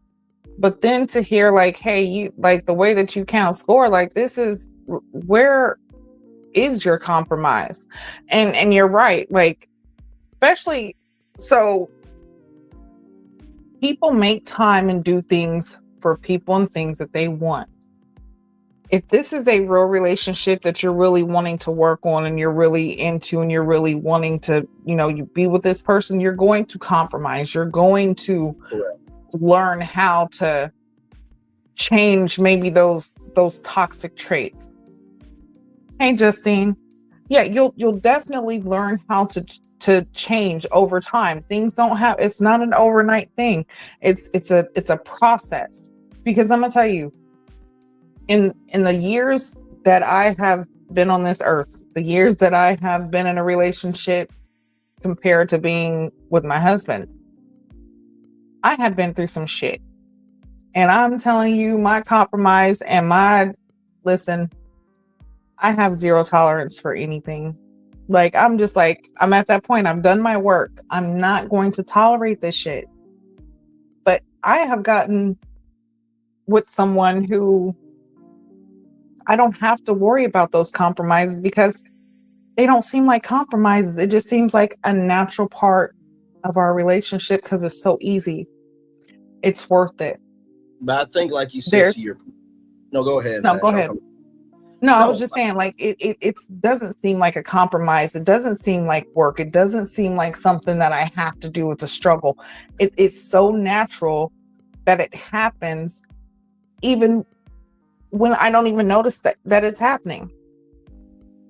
Because I'm with someone who is worth it. I'm with someone who understands me. I'm with someone that I can understand. I'm with someone who we naturally flow together. It takes that time. You just have to find that person. But you have to be open. Gigi, that's one reason why. That's one reason why that your voice is needed in this space. Amen. Because of the things you've been through and where you're at now. I'm not saying you're at the promised land now, but the journey that you went through to get to where you are. And even I hear a lot of times even when you talk and your perspective and your point of view, it's such a wide range point of view because you're like, okay, I've been here, I'm not tolerating that, I understand that, I've been there. So your voice is just so needed in this space. Correct. Absolutely agree. You know what I'm saying? So that's one thing I really enjoy, hearing your perspective on a lot of things because of I can tell that you've been through some things to get to where you are. So for me, Well, thank you for that. The audience is, really like to hear your perspective. I myself, am a fan of you as well. Oh, for sure. I mean, listen, when I tell definitely y'all, appreciate it. And, like, you guys mean a lot, right? and I'm an honest, open person. Like, that's just how I am, because not only what I've been through, but this is just how I am naturally. I can't be any other way because it feels foreign. I can't do that fake shit. I can't do that. It doesn't feel like me. Like, you ever like seriously been around somebody that is full of shit and you start feeling itchy? You're just like, Yep. I don't know why it is when I come around, I don't feel like myself. I just don't, Mhm. I can't do it. And instead of having this platform and being another person who's spreading false narratives or trying to lead people the wrong way, no, I'm just going to give it to you straight. You make your choice. That's what it's about, is being able to have the opportunity to make your own choices, but understanding that you either go with the truth or you keep being a follower of, the fake, Right. and No, then I wonder why fully. you end up where you're at. No, absolutely. And to Q's so articulate point, when I tell y'all Gigi is the real deal, she is the real deal, not because we say she is, but because she executes that. I look at each one of these people as they are family. You know what I mean? There is a reason why I say should be recorded and host the regular love after show, and us four should be doing media deals together, everything in between, because the energy that GG9 gives from not just what she has been through, but how she doesn't forget who she is and the lessons that she has learned, and she defines herself. With Q, I love the fact that he sounds like an old school brother from around the way, but he also is still a human in his manhood. You know what I mean? He got a crush on a beautiful, female celebrity. And listen, I'll put it like this. Q is a real man, but he's not blind to his humanity. With Solana, she has a way of being able to see humanity through saving life. So when you are saving life, you understand how to appreciate life. And then with me, somehow by the grace of God, people actually want to care about me. And because I stay around people who are about something, I pick that up. And I usually say the quiet part out loud a lot of times, well, really all the time. But I'm also willing to be humble enough to learn. And I think Deanna needs a little bit of all four of us. Very humble. You know what? Thank you, sir. I appreciate it. Because here's the thing, right? The way I look at life is, if I'm on a cruise, right? Can you be a good hang or a bad hang, in the words of Colin Cowherd? If it's too hot, can you take a water ball and squirt my face and I want to laugh with you? Like, that's how I look at my life. If I can find the joy in being around you, depending on the circumstances, And no matter what, I still don't mind being in those circumstances. That's how I know I got somebody. And I can say that with these 3 people and a lot of y'all that I have met virtually. Right. And Braylon, you are definitely people don't understand that you are definitely a media genius, and there's been a lot of times I have called you for, just, hey, I got a situation, I need your advice, and we've worked through some things. You've helped me out quite a bit, and we definitely still have some production things that's in the works behind the scenes that absolutely, we're definitely going to get to. But yeah, this panel is definitely a test of showing how different personalities can come together and unite. We are all in different regions where different people, where, not just our time zones, but what we go through on a daily basis is different, but yet we can all come together and appreciate what we have as a group. So definitely love this group. Without question. And appreciate you guys.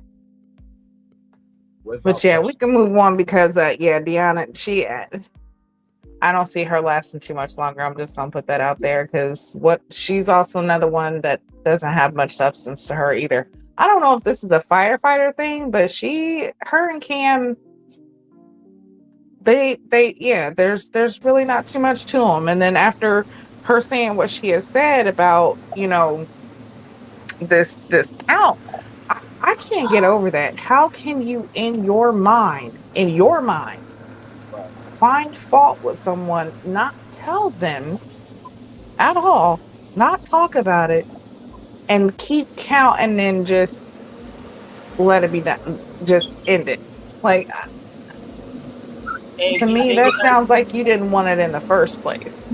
And to that point, I don't, and Q and GP and to the good people who remember this past season, because it has been away for 5 to 6 months, so y'all help me out here. But wasn't there a conversation in the first episode of that? Hey, Helen, good to see you, my friend. Wasn't there a conversation in the first episode of like, so wait a minute, you're a firefighter, so that means you have to communicate, right? Like you can't have this hard exterior. Or am I missing something? I feel like a conversation like that happened in the beginning of the season, because how can you be a firefighter where if you don't communicate, people die, you die, but yet you don't communicate, you expect for love to come your way? Or am I missing something? Listen, this and this is no disrespect to her, but she's just another good looking body. That's all. You ain't never lied about that. Where's her brains? Like, I'm sorry. I feel like there's really nothing else to her besides her body. Like, what else can you really expect from someone if you're not even communicating enough to let them know, like, hey, I don't like this.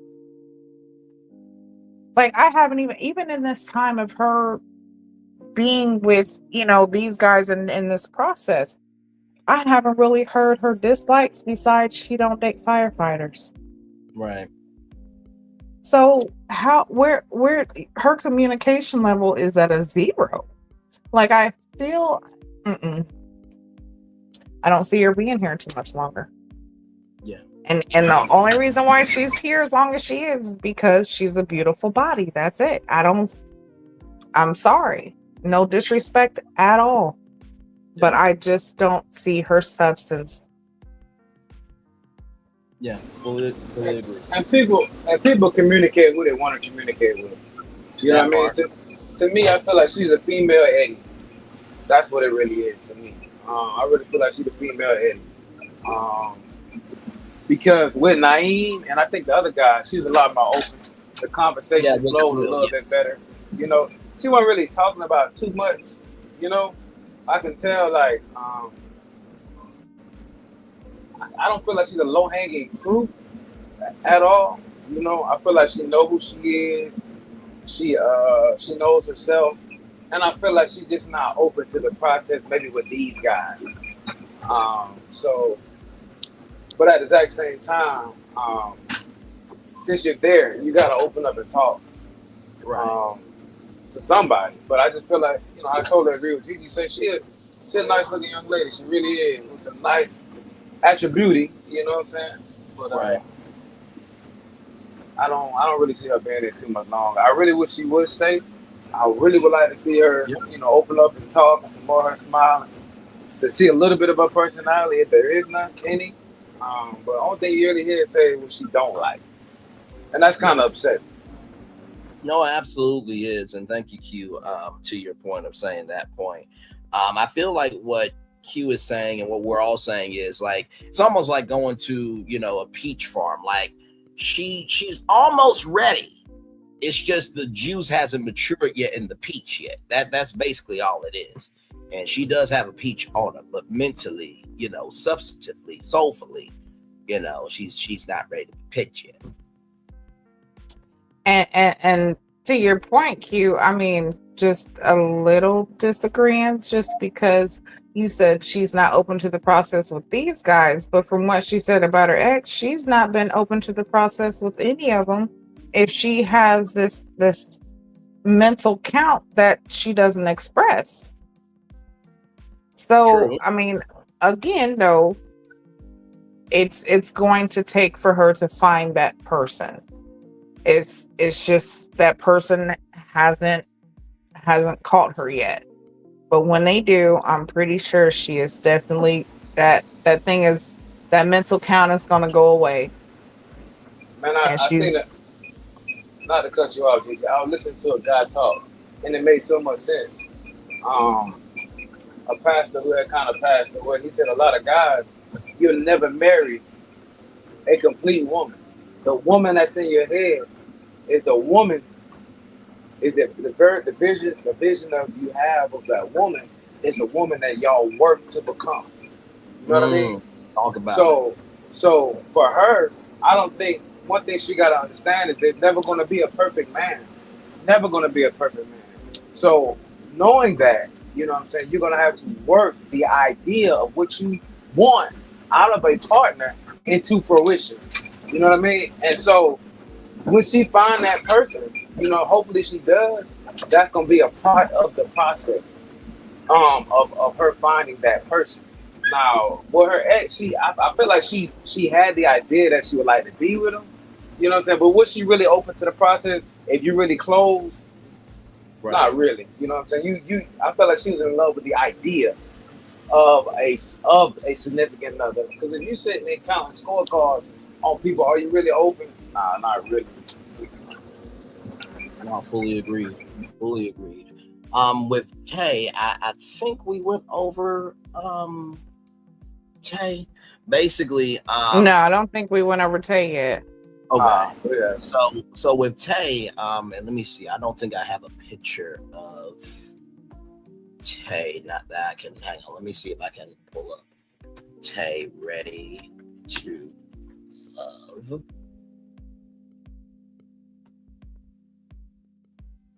Images. All right, y'all. So here is Tay right here. I'm gonna just show this one right here because it's there. It is. That's actually a really nice smile, Tay. Moving on. So with Tay, it was so let's see. I think it was Cisco. No, I'm trying to think. Yeah, it was Cisco and Khalil, I believe. Cisco and Khalil. So basically, like you said, Gigi, her exes, they're in relationships. She understood that. And basically it was, what are some of your annoyances that, she felt like that she could pull back away from people. You know what I mean? If she felt defensive, that she was, she would pull away and she would be defensive. And snoring is a huge one for her as a pet peeve. And Cisco, I love Cisco, man. He was just on, he was like, Now, my parents say I call the hogs when I snore. But I'm going to just say this respectfully. I can make a woman say woo pig suey razorbacks, okay? So it works both ways. I can call the hogs and make a woman be Listen, a hog. I'm gonna tell you right now, this again is another one of those things. You're a mess. Go to the corner. But listen, this is another one of those things that when you are in a relationship with someone you love, those annoyances don't become like, they become less annoying. Because I used to be like that, like, oh my God, I can't stand somebody that snores. Now I snore sometimes. So of course, how could I not like somebody that snores? Well, I don't know. It just happens, especially if I get a good sleep. Oh yeah, I'm a snorer. Yes, it's gonna happen. But one thing that I have realized again is with my husband, he snores, but it helps me sleep. Like, I don't know, like at this point, I don't know what I would do if I don't get to hear him snore. Like, Oh, he's your white noise machine. yeah, like I'm telling you, like there's a difference. Black noise machine. The black noise machine, yeah. Like I can't. No, I love it. Before I'd have been like, oh my God, get the fuck, raise that. Turn over. But Here, put another pillow away. But now, yeah, it's different. But it all depends on when you get with somebody that actually, I don't know, they find that different you. They're able to tap into that different you without you having to fight. But one thing we've seen so far about Tay is Tay's willing to accept Cisco and where he's at in his life. So ain't no way you telling me that you will love a man and then fall out of love with him and I want to be around because he snore. I don't believe that. I just feel like she might have just said that. But I really find that hard to believe because you like, I'm going to, we're going to figure this thing out even though you're at where you're at in life. We're going to see where this thing can go. You know what I'm saying? And to go that far, to hear somebody snore or something, Tay, to me, Tay makes me really think, like, why is Tay single? I mean, she's a gorgeous woman, not great personality, you know what I mean? It seems like she's pretty stable, you know what I'm saying? So it's like, how are you single? I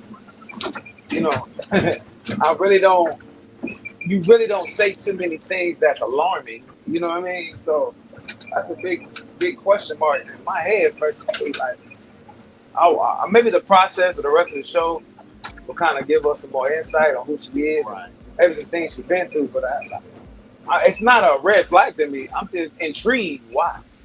Right, because somebody who is about their business, who always lights up a room but can't handle herself in the room, and you want to invest in her because her investing in you makes you better. Like it's that Walt Disney dream come true type of energy. Exactly. I definitely feel you. And by the way, ladies, when you tell your man to turn over, you have to let him know why you asking him to turn over, okay? Because circumstances are everything. Wait, you want me to turn Not over? always. No, I want you. Not always.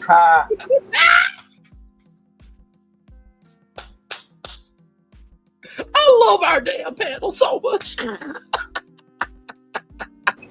That boy, they wild. You're wild. Well, I mean, Gigi said that she gotta ask her man to turn over. I was just saying to the ladies, No, I said I don't have to ask. What you mean? What? Ask for why? Ooh. Not Gigi having a burgundy dominatrix outfit in the closet or anything like that with a burgundy whip or anything. Moving on. Y'all trying to bring the SBMD back, BSM? Ray the Love BDSM edition is coming soon after the Chicago edition, damn it.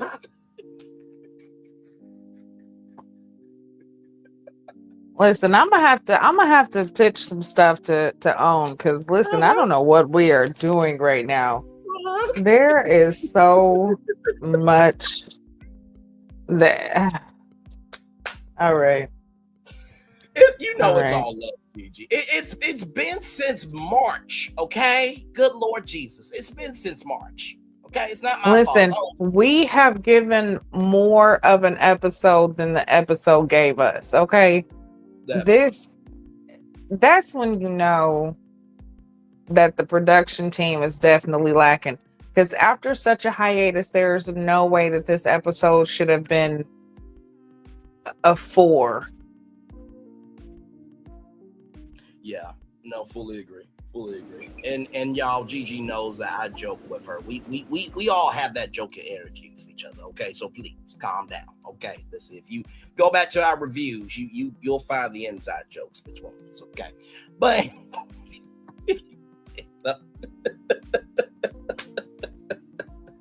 it's all love, sincere. But no, seriously, Braylon BDSM edition, that should be coming up though. Okay, I think Adam and Eve will be a great sponsor. I'm sure there's some Black dominatrix or dom, companies out there that will gladly, make Ready to Love BDSM merchandise to use on that edition. Just saying. So with that being said, we get into the preview. So we see the men's friends, and Tay is going for Khalil because after me and Cisco's friends, some instability comes through. And maybe Fritz should have stayed, because apparently Angie knows one of Khalil's friends, and there was a Polynesian sauce that was swallowed by the man that Angie knows. And obviously Angie does have a Chick-fil-A sandwich on her, just saying. And Cam has to, choose which lady he wants, and Sahara says choose carefully. So that's the preview there for the next episode of Ready to Love. What did y'all think of the preview? My dumb ass. Do you see how you just gave that preview in less than 15 to 27 seconds? Come on. You see, this is some what flavor to it, though. Come on now, listen. That's as much flavor as we gonna get. We still got, this is more mayonnaise on chicken. Just no flavor. Just where is no hot sauce in that? Nothing. Not even a flake of pepper. A little bit of salt, not a little bit of seasoning salt. Ciao. Shoot. I mean, at this point, this is just what? Really? This is what y'all's. Yeah. Ever made somebody a plate that you didn't really want to make, so you leave stuff off and it just look all sloppy? It just look like somebody just threw all your food on the plate. Right. Here you go. You know what I mean? That's how I really feel with this episode. Just here you go. Just take it for what it's worth. We know you're gonna watch it. Here you go. You know what I'm saying? Yeah, that's one of them where they just start grabbing stuff out the tin, didn't even wash their hands, no gloves, just threw it, nothing. Just watch here. Just go watch it. Here. Exactly. I mean, and honestly, we came up with digested titles, well. And honestly, we came up with titles last time, Q, and Fly, everybody. I think mine was because hang on, let me bring up the description for Ready to Love of this episode, because I think I remember what I said. The description for this episode right here would meet the exes. And like I said, I could not believe that after being away for 5 or 6 months, right, since March up to now, this is what you have here.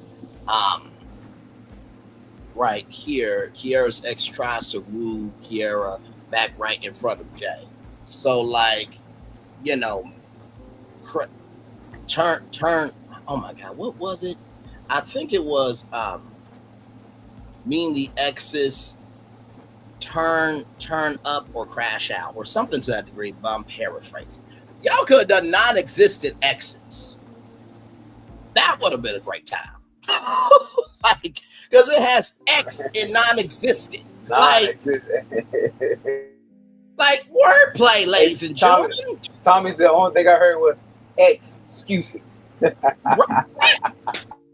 could have been That a top. part. Hey, come on. And I think I said what I say, rest or relapse the case or the ex's confession or something like that. Like, come on, we could have came up with something better. Yes. This is what y'all gave us. And then this is how the episode was. And then then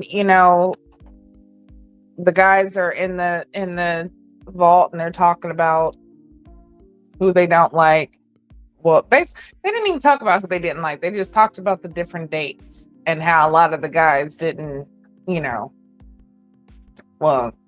guys didn't show up or Kier's ex. That dude, that shit's crazy. Anywho, but yeah, ended up being Shanice and Angie.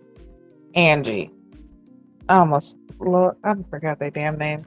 I'm telling you, this episode was just right about now. I'm just ready to see Aaron the plumber crash out. Like, that was how bad this episode was. Like, anywho, the punchline never came. It never came. Never came. The punchline never came. And then, but I will say this: the way Cisco let Shanice go, how he just grabbed her hands and looked in her eyes, and he was just so emotional because he had to let her go. Now, what she said was definitely very heartfelt. It was very touching. She, definitely a real one. But I think on that, I think that Shanice will find somebody, because I don't believe you could just fake that. Because that was she'll find somebody. She is beautiful. She'll definitely find somebody. Side note, it's some coffee called Rise Coffee out. Have y'all seen it? It's some Rise mushroom coffee. They do a bunch of commercials on social media. It's Rise mushroom coffee. Have y'all seen it? I think I've seen a little something. I think I have. Have y'all seen Cisco in the commercials? No. Cisco is in the Rise Mushrooms commercial. Cisco got a job. I'm telling you. Now, wait. Are we talking about Cisco? This Cisco or Cisco the thong song? No, not thong song. This Cisco. Hold on. Okay. So listen, I was looking at his description and it was saying that he's a dispensary liaison. And I'm still trying to figure out, what is this? What? A dispensary liaison. Just be giving people jobs. Just be giving people jobs. I said, what is this? So now that you're saying that he's in the Rise coffee commercial, the mushroom commercial, I'm like, okay, well, they sell shrooms at the dispensary. When I find it, I'm gonna send it to the chat. Well, here's the thing: does the Rise mushroom coffee have combative side effects? That is the true question. What? I'm asking a question. I haven't drunk the damn coffee. Hell, they just make you take your shirt off. That's all they do. Oh, okay. Braylon, I'm pretty sure you might be able to find it real quick. You think you can? Let me see. Rise. SE, right? Rise mushroom coffee. Images.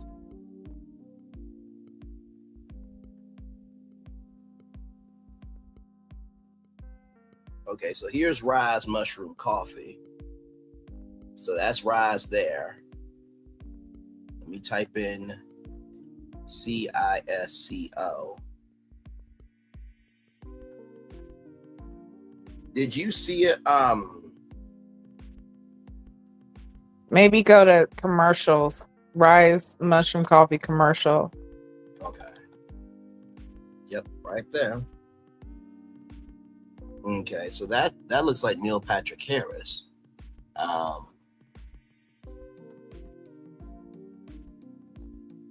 Maybe I need to go their Instagram. Okay, wait, let me see something.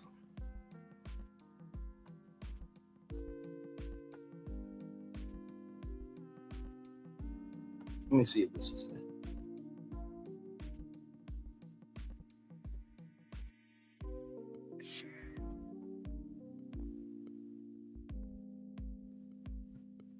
I mean, we know that a lot of times on these shows, like some of these cast members, I mean, this is their 15 minutes of fame. This is their way to get their foot into the door.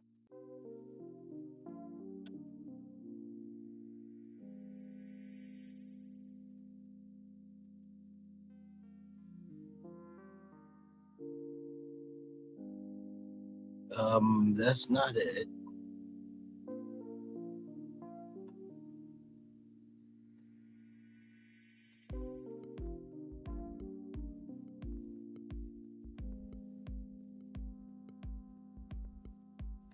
Well, yeah, Q, if you see it again, just send it. Yep. And Because I'm definitely looking take a look at that. iSpot TV, iSpot.tv. I'm not seeing it on here.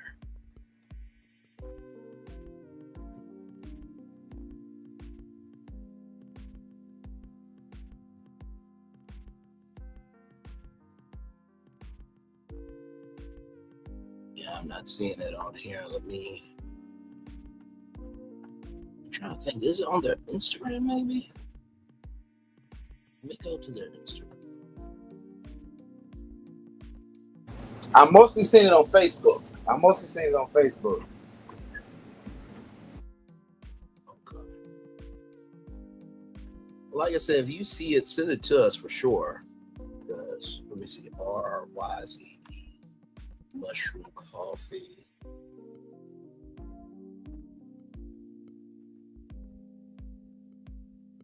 Facebook.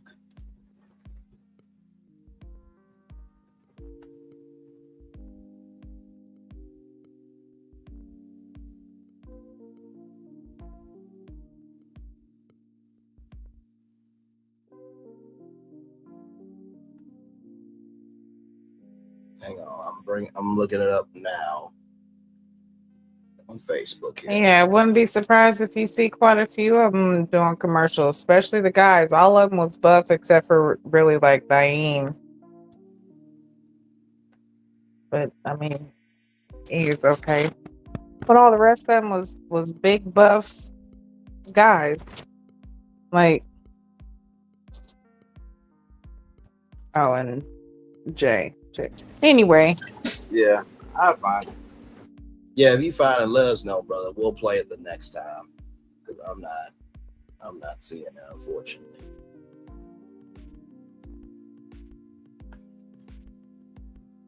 Yeah, but that seems like that's the end of the review. We didn't give more sauce and flavor than what we was given, but that's that's just how we work. Yes. So make sure that you guys I'm gonna you on that one. I'm gonna get this episode probably about a 4.5, maybe a 5. But yeah, I wasn't really. I really thought that the episode was going. It's right about now is when the episode starts to bloom. Mm-hmm. You know, when you start introducing these other accessories, these other variable exes, ex-boyfriends, friends. We start bringing that into the mix. Things really start to expand, and we really didn't see that because we didn't see nothing but excuses. That should have been the name of this episode, is Excuses. Because that's exactly all it was. Yep. So I definitely give it a 4. Yeah, same. It really didn't give what it needed to give. Like Gigi said, this was the official episode, ladies and gentlemen, right here. Okay, we didn't have to get eliminated. We didn't have to get played. We didn't have to go in no damn vote for about 3 damn hours so they could cut it up for 3 to 5 minute segments for an hour episode. We did the episode. Right. So yeah, we thank y'all for coming, and we are back with Ready to Love after a 5-month hiatus. Yes, indeed. But we will be back here next Saturday. Make sure you guys like, share, comment, subscribe, hit the notification bell. And this is me saying Audi 5000 because, yeah. What else is there? Indeed. By the Much way, love y'all, to you guys. by the way, tonight, 9-8 Central, Heart and Hustle, Houston, run those numbers up. Ain't nothing on right now. Don't you watch on right now from 8 to 9. Watch at 9, damn it. Hey. All right, fam, let's take it easy. All right. Much love, you guys. Later. What a great show there. With that being said, it is time for me to head out as well. I got somewhere to be. But with that being said, that is it. I will say the daily motivator from this is recognize that how you give. No, how can I put it? Recognize that everybody doesn't need to be in your space, right? So the first thing, if you are so defensive that nobody can come in, say yourself. Second thing is,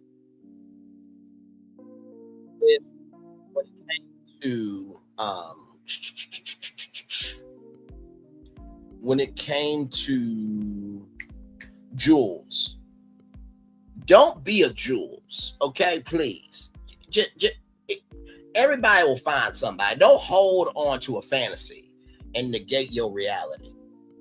Okay, that's the second thing. And then finally, y'all,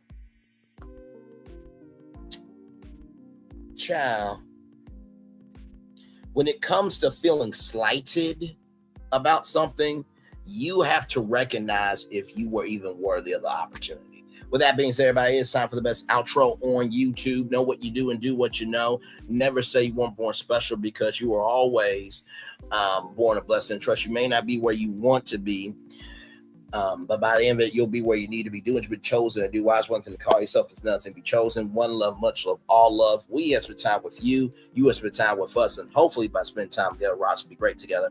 And always remember, we're doing radio, television, YouTube, live your best life, oh child. You are doing television better than a whole cable network after 5 to 6 months of being off the air. Make sure the replay is not just right for you to watch it, not just right for you to listen to it, but for you want to experience it again. We love you, we value, we embrace you all. Always remember, or see love you gotta give it, or see love you gotta give it, or see love you gotta give it. Whatever obstacles you've overcome, whatever successes you have achieved upon this particular day, we are extremely proud of you, but no one else is proud of you. Be proud of your damn self. And finally, y'all, it is Saturday. Y'all, let's have some heart and hustle in the new week like Houston is going to have at 9-8 Central, okay? All right, everybody. One love, much love, all love. I feel love is sending right back to you. Bye, everybody.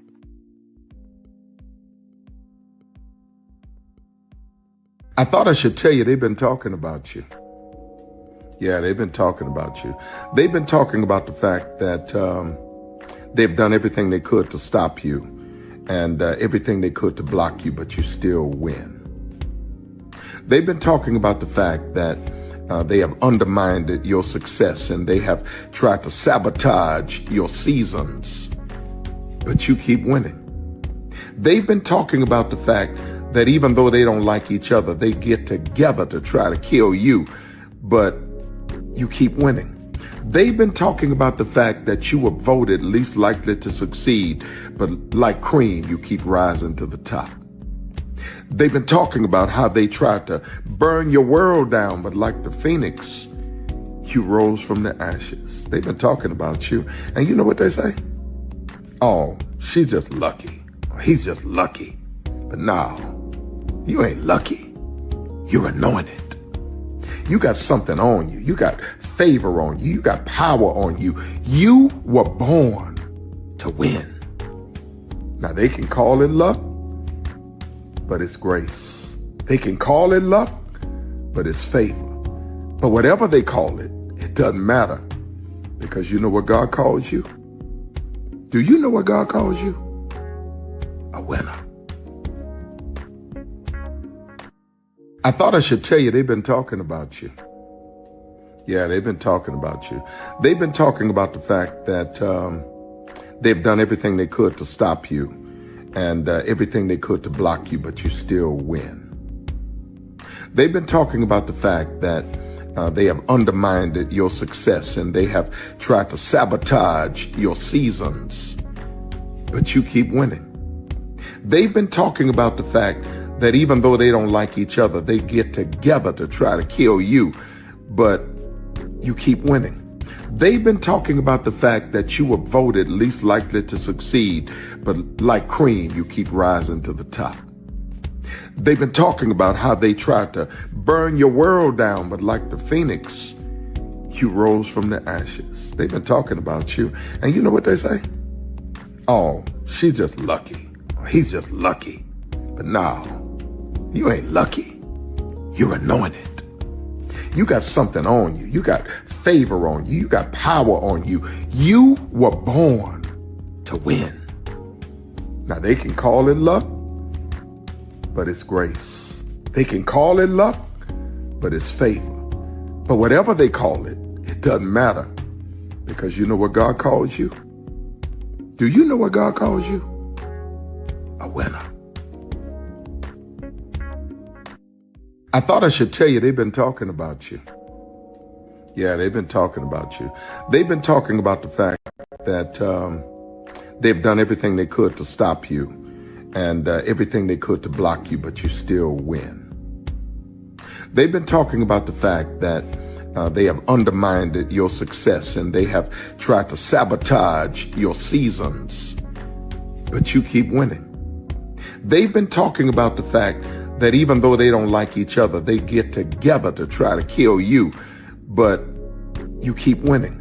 They've been talking about the fact that you were voted least likely to succeed, but like cream, you keep rising to the top.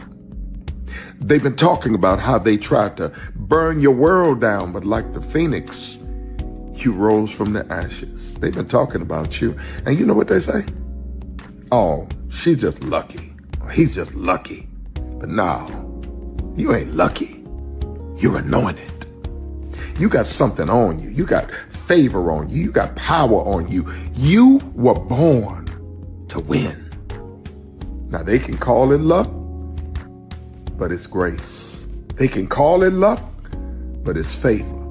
But whatever they call it, it doesn't matter, because you know what God calls you? Do you know what God calls you? A winner. Because here's the thing, a good streamer can find other content. Because Child Braylon been over there doing his thing, minding his GD business, staying out of trouble, trying to get the folks some positive stuff to talk about. Besides lying all the damn time. Child Braylon been over there doing his thing, minding his GD business, staying out of trouble, trying to get the folks some positive stuff to talk about. Besides lying all the damn time. Child Braylon been over there doing his thing, minding his GD business, staying out of trouble, trying to get the folks some positive stuff to talk about. Besides lying all the damn time.